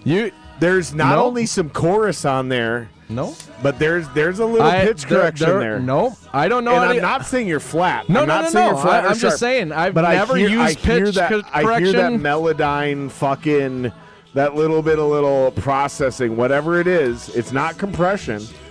You can't trick me, buddy. No, there was no auto-tune. I assure you on that one. I'm probably wrong. No. I don't know, but I'm gonna bust your ball because I don't know how to use auto-tune. But here's the thing: now that I've made this up, we're gonna roll with it forever. No, like I said, I edited this one. There were some preset features, but here's the thing: facts. Kyle Palma uses auto-tune. I have zero proof for this. Right. except for a quarter second at the end of one note of one bar. Take it to the bank. Take it to the bank. No. Bank's closed. The bank's closed, bro. You overdrafted, homie. Nice. That was a really good line, dude. The bank's closed, dude. No, it's really good, dude. I'm just fucking with you, dude. Except for that one line where you definitely used auto-tune. No, I'm just kidding, dude. No. Honestly, everybody does it. Whether you did it or not, it's irrelevant. Like, nobody's ever hit every note on everything perfectly. Everybody takes takes. There's edits. Like, it... Like I said, I edited this one. Whether you did or didn't, which... You can believe me or not. Which you definitely did. But I'm just kidding. I don't. Honestly, I'd love to start a rumor because I think these things are... I think this shit's hilarious. I wish our town was tighter. And I wish we would be more like comedians. Yeah. And just talk shit and make shit up. And just be funny and be like, yeah, that dude's got a crazy foot fetish. And Right. yeah, dude, he fucking... I heard he impregnated his teacher when he was in high school. Like, just make shit up. Let's just talk shit and have fun, dude. Let's be a scene again, man. But everybody's like, oh, I didn't do that. I didn't say that. Like, why would you say that about me, dude? Like, that made me really upset. It's like, yeah, dude, who cares? Like, the shit we all talk behind each other's back is horrible and vicious. Yeah. How about we just do a fun, playful version of that Yep. for construction? Yeah. Like, come on, dude. Come on. I mean, I think you and I have a slightly different attitude towards this because we were both in Dying Euphoria. Yeah. Right. So the shenanigans were... And Jeremy came from the Revelance thing, and then the Bane Hinge, and there was just a version of our scene with Joe Spanbauer where it was just fun. Yeah. And we were all kind of being rock stars together. But nowadays it's like, oh yeah, fucking, you said a mean thing, and it's like, yeah, I was joking. Yeah. I obviously was joking. Mm-hmm. Let's get over that. Let's start having fun online. Stop taking everybody seriously. Let's go back to being bros, dude. Right. All right, man. So Kyle Palma So K Palma Drums. Kpalma.drums, my bad. Nope. No, kpalmadrums.com. Nope, no website. But if you just at Wait, you don't have a website? I don't. Not yet, at least. Get that. I know. It's tomorrow. Yeah, right. You fucked that up. Right. Somebody's copywriting that as we speak. But yeah, on every social media platform at K Palma Drums. K Palma Drums. I love you, buddy. I love you too. Thank you so much. I just met you, but I think you're a really great guy. Honestly, man, I wish we would have met a lot earlier in life. For sure, man. I think we could have done some really cool shit together. Now I'm too old. Otherwise, I'd be like, hey, man, we should do something. Right. I'm too old. I don't have enough time. I love you guys. Please like and subscribe. We're definitely going to try to have Kyle back on if he agrees. I apologize for our audio issues earlier from the podcast. It's not an excuse, but the reason is we took a month off or 2 months off or 3 months off. So we were a little rusty getting back into our game. We didn't do our podcast audio video checks properly. That falls on me 100% of the time. So I appreciate you guys' patience, and we'll get it better next week. We'll see you back. We got guests lined up for the next several months, and I'm very excited to be back, man. Thank you for being here, Kyle. Thank you. Like, subscribe, share, do the whole fucking cheesy bullshit. We'll see you guys.